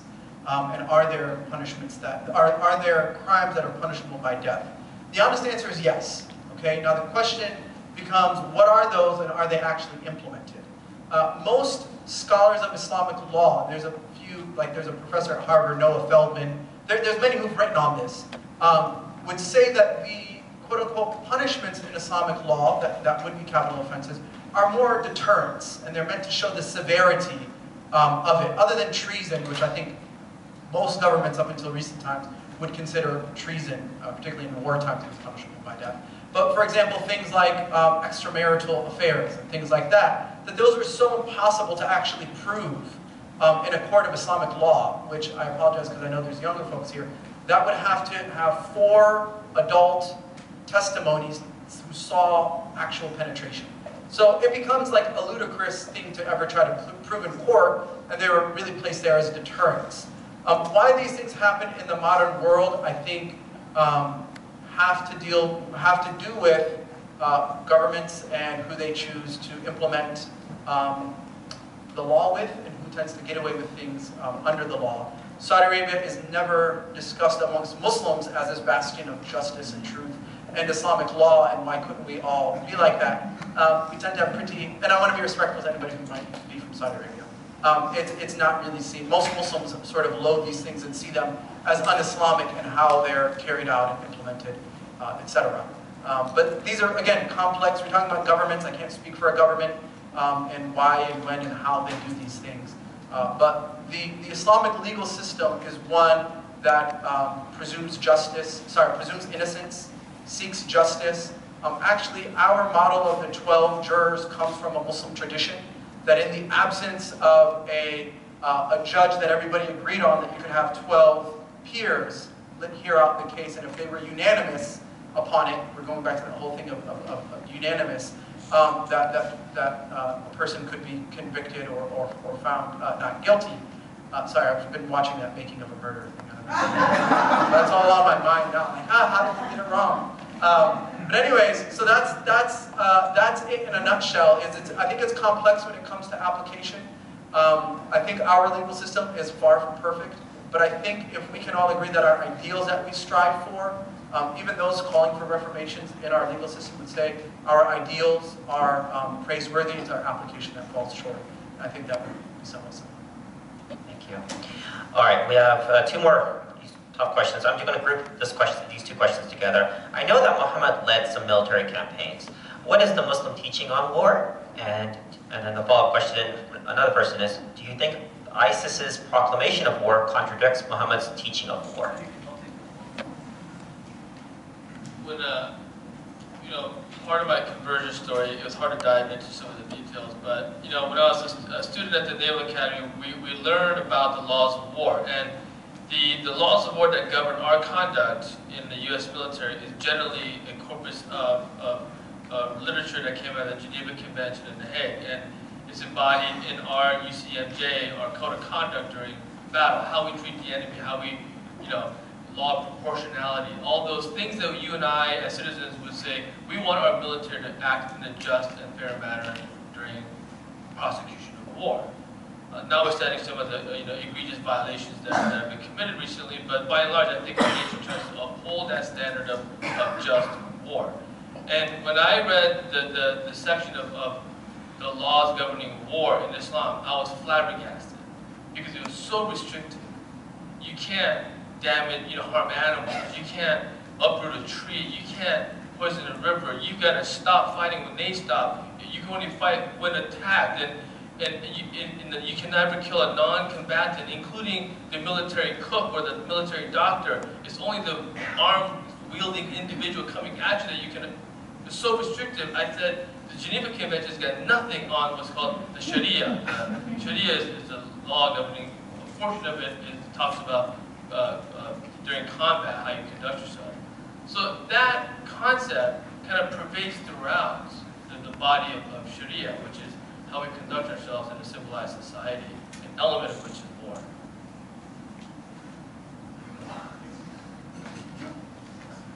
All right, so hope that answers the question. I will go with one more question about. Does the ISIS proclamation of war contradict Muhammad's teaching of war? Yeah. Yes, is the answer. Okay, is that it? That's it, yes. Donald Trump is calling for the exclusion of Muslims being allowed to enter the country. While most people disagree with this, there is a problem with radicalized Islams carrying out terrorist acts in the United States. How can the Muslim community in the U.S. Get more involved to help stop the terrorist threat? I think one of the false paradigms that my good friend alluded to earlier is we have to view what's going on more from a geopolitical standpoint. That has to be the framework of how we view these things, as opposed to a religious standpoint, because you keep running into the absurdities when you look at it from a religious standpoint. To say that Islam is the problem is to then say 1.7 billion people is the problem, is to then say 25% of humanity is the problem, is then to say we don't want them in our country. Do you see the absurdity of that, right? But when you look at what's going on more from a geopolitical standpoint, you know, the unintended consequences and the causal effects of war and violence and refugees and the crisis, then it starts to make a lot more sense. And then from that framework, I think we can start looking at crafting policies that are smart and intelligent. I mean, factually speaking, we talked about, you know, since I recently read a piece recently that since Sandy Hook, there's been, these are FBI numbers, 70,000 gun-related violence in America since Sandy Hook. And of the 70,000 deaths in America since Sandy Hook, gun-related violence, of that, what was the number, 25 were at the hands of Muslims. Now when you look at that, you go, that's a pretty small percentage to begin with. But if you look at that from a geopolitical standpoint, you go, well, why might those people be pissed off, right? Maybe because they're Iraqi and their entire village was bombed. So then we can start looking, and it gets to be tough, right, as citizens. You got to think to yourself, well, you know, our country, as a military man, I've done a lot in the U.S. Navy, and to be very candid, I've seen, this is pre-Muslim days, this is before I became Muslim, I've seen things that our country does really, really well. I've also seen things that our country doesn't do so well. So that's the reality, right? So I think we have to start looking at these problems from a geopolitical standpoint, what they are, not in absurdities. Keep out, you know, keep out the Muslims. Who's next? Keep out the Catholics? Keep out the Jews? I mean, where do we stop?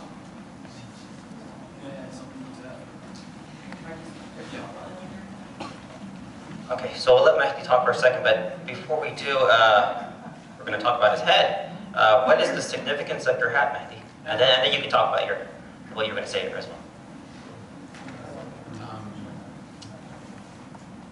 That question mentioned Trump, right? The previous one? Okay.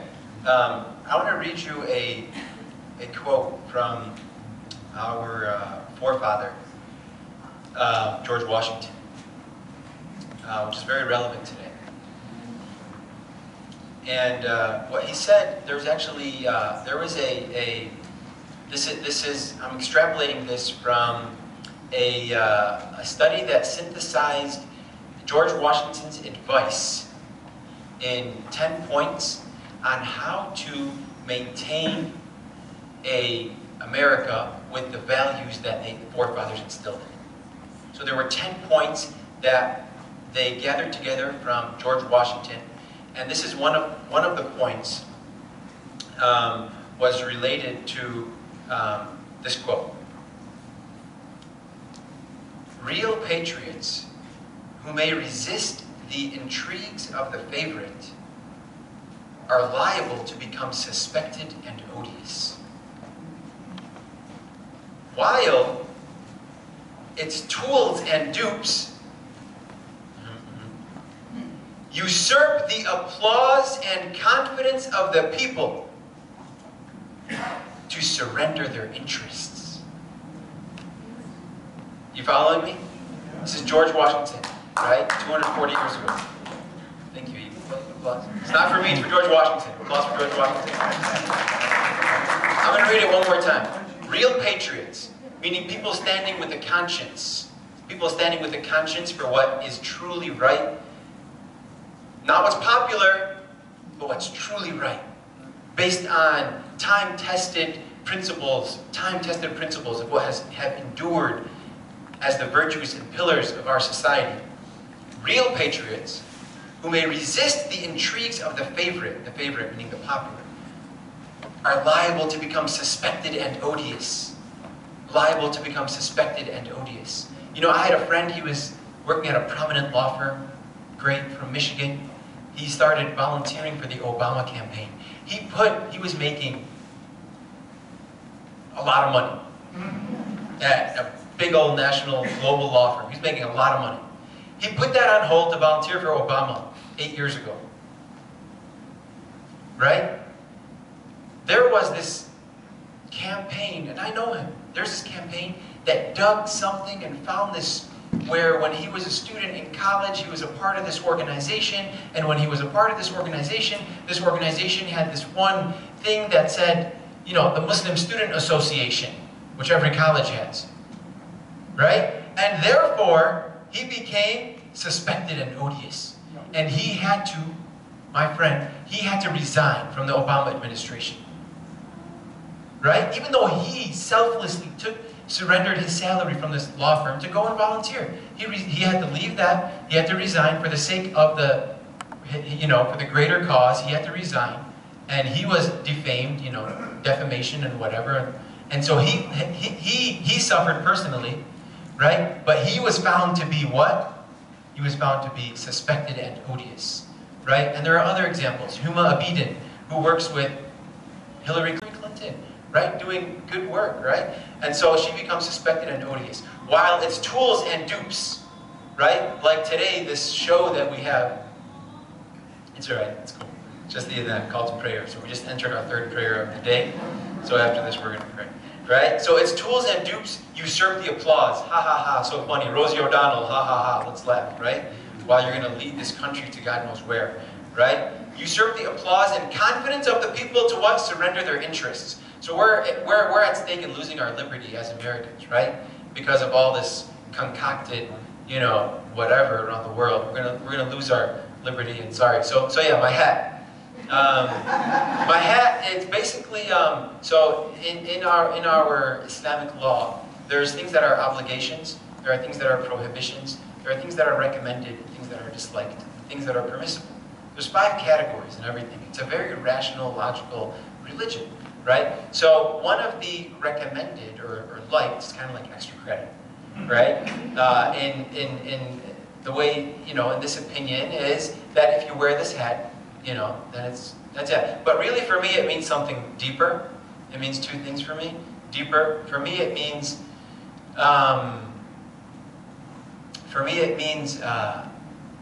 it reminds me, like when I put it on, I try to be present and mindful. That reminds me, you own me.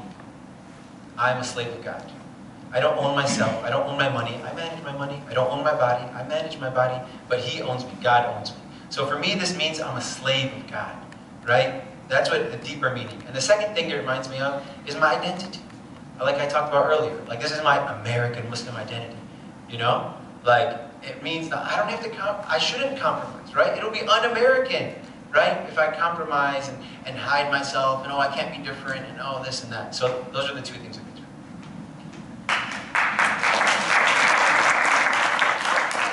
I want to add a brief comment, and I promise I'll keep it brief, just about Trump, etc. One of the paradigms that we buy into, even when we respond to that question, is we're acting like Muslims are some foreign thing out there, and they're not Americans here, right? So even when we say, no, we should be letting Muslims in, that's the wrong answer, right? And so what's been happening through the media is an intentional and deliberate otherization of Muslims, right? And so we can't fall into that paradigm. So now, after all of these newscasts, when I say Muslim, you don't think of Muhammad Ali or Kareem Abdul-Jabbar, right? You don't think of these people who are household names 20 years ago, right? Now you conjured up with some image that's just been implanted there. So I really want to say that's something I think we should reject, because it's interesting that over 45% of Muslims in America are the African American community. They didn't immigrate here willingly, right? Right? They're not recent immigrants here, and we try to pretend like no, but there's no threat of the other from them. Everybody knows them, so let's keep putting up these images of these foreign-looking men with turbans and beards and darker skin, olive-colored skin, etc. That's part of a deliberate machine, I believe. This is my own sort of interpretation of what's behind it in the otherization. So I think we as Americans, that's something that we should reject. As we, when we think of Americans, we think of our own, and Muslims as our own. Thank you. So 30-minute Q&A. Let's just go 5 minutes more to make sure we get some more questions. Are you aware of any groups working to against youth radicalization?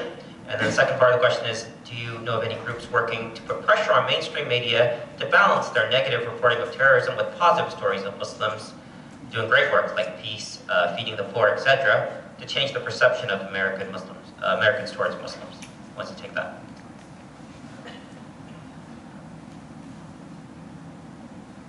So I work with an organization, it's based in Fremont, it's called Ta'leef Collective. Ta'leef means binding together, bringing together.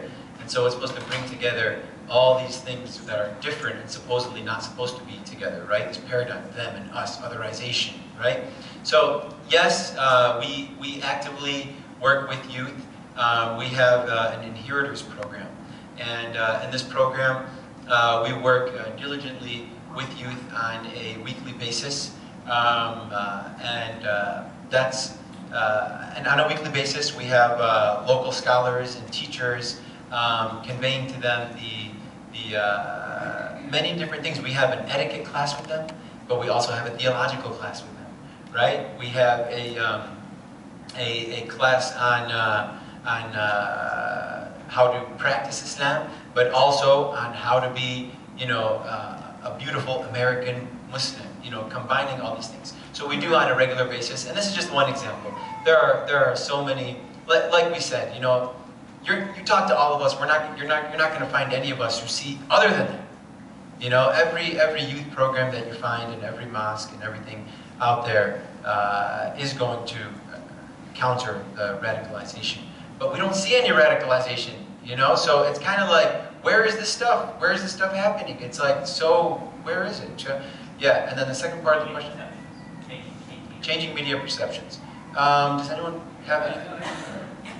Do you guys remember the Ground Zero Mosque debates? Do you guys remember the intensity of the Ground Zero Mosque on the news prior to the midterm elections? Yeah. Did you notice the Ground Zero Mosque coverage post-midterm elections? There's hardly a word about it, right? So that's an example of politicizing a religion, if you will. I think we have to be critical observers of the news. One simple thing is, when you've got so-called experts to talk about Islam, how many of them are actually Muslim? Virtually none. So, it's like asking a neurosurgeon to talk about, how to make a hamburger. There's no connection, right? I mean, if we're going to talk about what Islam is and is not, should you not ask a Muslim what Islam is or is not? But the so-called experts are virtually never Muslim. So I think you have to be critical viewers of the news. Sorry, one sentence. I'm sorry to be the footnote guy. Just to answer the question directly, there are efforts to influence media perception.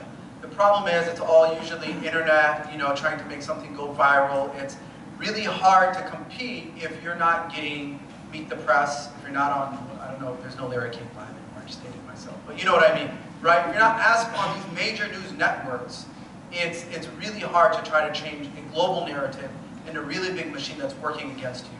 But there are definitely grassroots efforts. Can I add one thing that's changed in the Muslim community that I've seen myself, especially post 9/11, is my parents immigrated to America in the 1960s, and one thing that was very common in the Muslim world, the Muslim community here in America, is parents really push their kids to become doctors and lawyers and go in the business field. This is pretty much, my Muslim community is made up of people in those professions, businessmen and teachers. And so what's happened after 9/11 is there is a realization that we don't have enough Muslims in the arts. The Jewish community was very good about that, about getting people from their community to get involved in the media. And we realized we're not making our own films, we're not telling our own stories. Even books that are taught in junior high about Muslims are written by non-Muslims, about Muslim teenagers or whatever. So we're finally starting to have people who are writing their own stories. But it's very slow, it's not enough, but I've definitely seen that change coming. Okay, we just have 2 more questions, I promise we'll be done. What is the narrative structure of the Quran? How should one approach this book towards understanding it?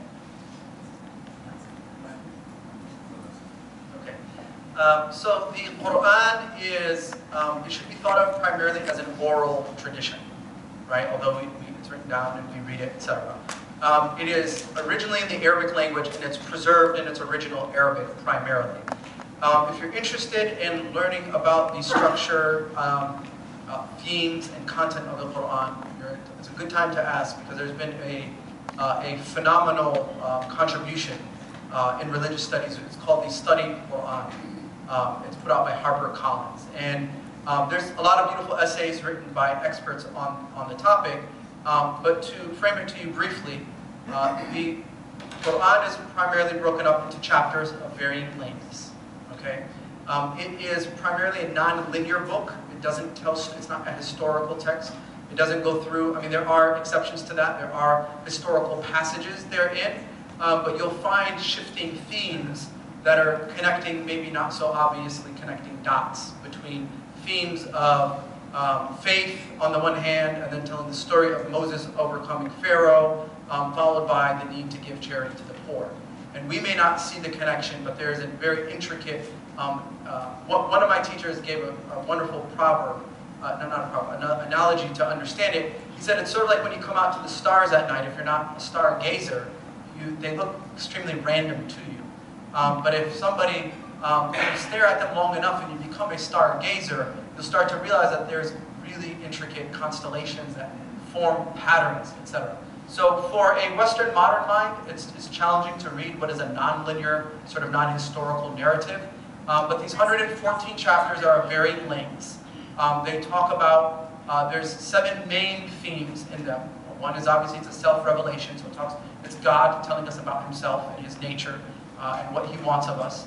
And there's stories of the prophets. There's the story of Noah and Moses and Jesus and Mary. There's an entire chapter on Mary and her virgin pregnancy and the birth and the conception. There are, in addition to that, there's just stories of previous peoples that we don't know and what happened to them. So there is a historical component. There is talk of what is a virtuous life, loving the neighbor, giving charity, etc. There's talk of the afterlife. What is paradise? What are the pleasures of paradise? What are the torments of hell? And so those two are always coupled as sort of, whenever God, you'll see one of the patterns in the Quran is whenever there's a very difficult calling in the Quran, right? To love your neighbor, take care of the poor, the homeless. Then it's followed up with, remember the day of judgment is coming. And there's either great reward or tormentous punishment. It sort of motivates the lazy ourselves to sort of say, okay, maybe I should do something about it. And so those are some of the major themes of the Quran. The shortest chapter is about 3 lines. I mean, I can literally read the whole thing here in about 15 seconds. And the longest is several dozen pages as well. So it varies, but again, we believe it to be the verbatim word of God. And so it doesn't conform necessarily to the way a human would write it linearly. But there's a hidden sort of second layer of structure and meaning that I don't think I can summarize briefly. So I hope that answered the question to some extent. Thank you so much. Okay, so this last question, I think we got through all the written questions best as I could. So I hope that the panel will be here afterwards to kind of mingle with you and come up here to the stage. But the last question is, this was a very informative panel, but I feel you're kind of preaching to the choir. it would be great if Muslim leaders can reach out to people who are less open members of this audience, who don't understand Muslims or have an opportunity to interact with them in a social setting like this. So how can this panel, can we as Muslims reach out in meaningful ways to non-Muslims, people of other faith or non-faiths, and express our support for, how can they better express their support for peace-loving Muslims?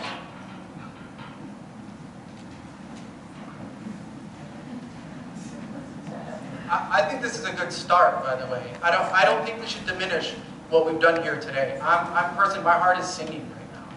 No, really, it's a beautiful thing. So you all coming together, I don't think we should minimize it. I really do think, don't underestimate what a group of sincere, well-intentioned, hardworking people by the grace of God can do. And so for me, I didn't know what to expect coming in here. I won't lie, I didn't expect this many people on a Saturday afternoon to come and give their time and their attention and to listen with an open heart and an open mind. There will be a ripple effect from this, I promise you. Each of you will go home, have a conversation with a loved one or a neighbor or a friend. So this is a starting point. I agree, it's not going to be the solution. But the more of this we do and the more opportunities that we create for folks to listen and you encourage other people to come and listen, the more, as the verse that Sarah talked about, the more we get to know one another, right? That us and them and all of the mystery will just sort of dissipate. And we'll be arguing over who's going to win the Super Bowls. Right? I think it's on us as individuals to get out into the community and be visible, because it's really easy to stay home, stay in your community where it's comfortable. And I'm not a natural public speaker. I'm not comfortable being here, but I'm here because I want the opportunity to just let you see me and ask me questions and let's dialogue, because I feel like it's our responsibility. So on a big scale effort, I can't say what's going to happen or how things are going to change. But I personally feel like this is my duty, and I'm showing my kids, and we have to get out there and talk to our neighbors. We have to smile when we're in the grocery store. We have to stop being scared and just be neighbors. So I think that'll make a big difference. Even these little gatherings, interchanges in the grocery store, that kind of thing is where it starts. It was really interesting. There was a Pew study that came out recently asking people what their opinions were of Muslims. The majority, unfortunately, had an unfavorable view of Muslims. But what came out of that study that was interesting was that of that majority that disliked Muslims, only a minority of them actually knew a Muslim. And then the minority that had a positive view, the majority of that minority knew a Muslim. They actually had Muslim doctors or neighbors or friends. So I think that what we realized from that is that it's really important to get out there and get to know each other. Muslims tend to be pretty insular. We do recognize that in today's world that Muslims look different and are holding on to views and traditions that people may feel don't have a place in the modern world. So people can be defensive, and it's just easier to be in our bubbles. But that is what we're realizing more and more, is that we have to get out of our comfort zones and get to know one another. And I was very moved by a young mom who came and approached us during the interval. And she said it was her son's first birthday today. And she left her son at home with her husband so that she could come and hear us. And she had tears streaming down her face, just asking, what can I do? I believe this is a good world. What can I do to make it better for my child? And teach my child to basically grow up and not be a hater. And this is what it is. You know, we like to think, like, growing up, I always thought that during the Civil Rights Movement, I would have been marching with the African Americans. And during World War II, I would have protested on behalf of the Japanese Americans who were interned. Or if I was in Europe during World War II, I would have protected the Jews, you know, who were being persecuted. But the truth is, you don't know. It's easy to have hindsight and to look back and say, I would have been on the right side of history, but you don't know until you're in the moment. So everyone who's here today has made a choice. It's really easy to just believe the media, to believe the hate mongers, and not say, I want to actually go out and speak to people who practice the Islamic faith to find out really what they think and what they believe. So again, don't discount what you've done today. We're very grateful.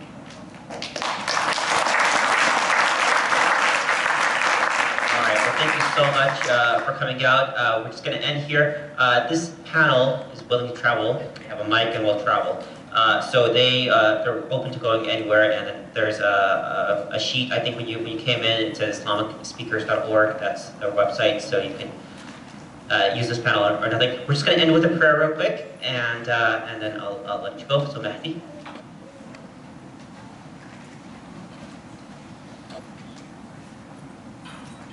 I'm going to make a prayer in Arabic and English.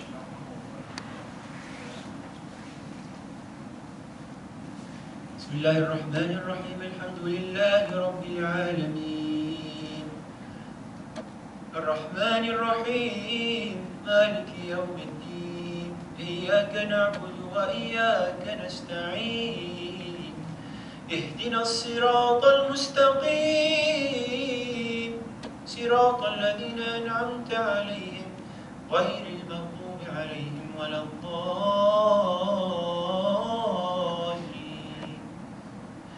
ربنا هب لنا من أزواجنا وذرياتنا قرة أعين واجعلنا للمتقين إماما اللهم أرنا الحق حقا وارزقنا اتباعه وأرنا الباطل باطلا وارزقنا اجتنابه الحمد لله رب العالمين اللهم صل وسلم وبارك على سيدنا وحبيبنا وشفيعنا محمد صلى الله عليه وسلم يا رحمن يا رحيم يا لطيف يا كريم يا ودود يا رحمن يا رحيم يا لطيف يا كريم يا ودود يا فتاح يا فتاح. Dear God, we raise our hands to you, we open our hearts to you, as you are the capable, the strong, the powerful, the mighty, and we ask you to bless us and bless our families and bless this country with ease and gentleness and beauty. We ask you to show us the truth as the truth and help us follow it, to show us falsehood as falsehood and help us and protect us from it. We ask you to protect us from the conspiring of those who want evil in this world. We ask you to use each of us in gentleness as vessels of beauty. We ask you to help us in every possible way, in this life and in the next. We ask you to help us know you and to worship you in beauty. We ask you to protect us on the day of judgment and to gather us all in heaven with all of your prophets, with all of your messengers, and with all of the righteous saints that have existed throughout humanity. We return to you, we ask you to forgive us, and we ask you to bless the people who organize this, and to protect them and to bless them in this world and their families and in the next. And please, God, we ask you in this chaos and craziness in this world, to please, as you are the source of beauty, to please, in the source of mercy, to please shower us with beauty and mercy. Ameen, ameen. Alhamdulillah, Rabbil Alameen. Sallallahu ta'ala alaihi wasallam.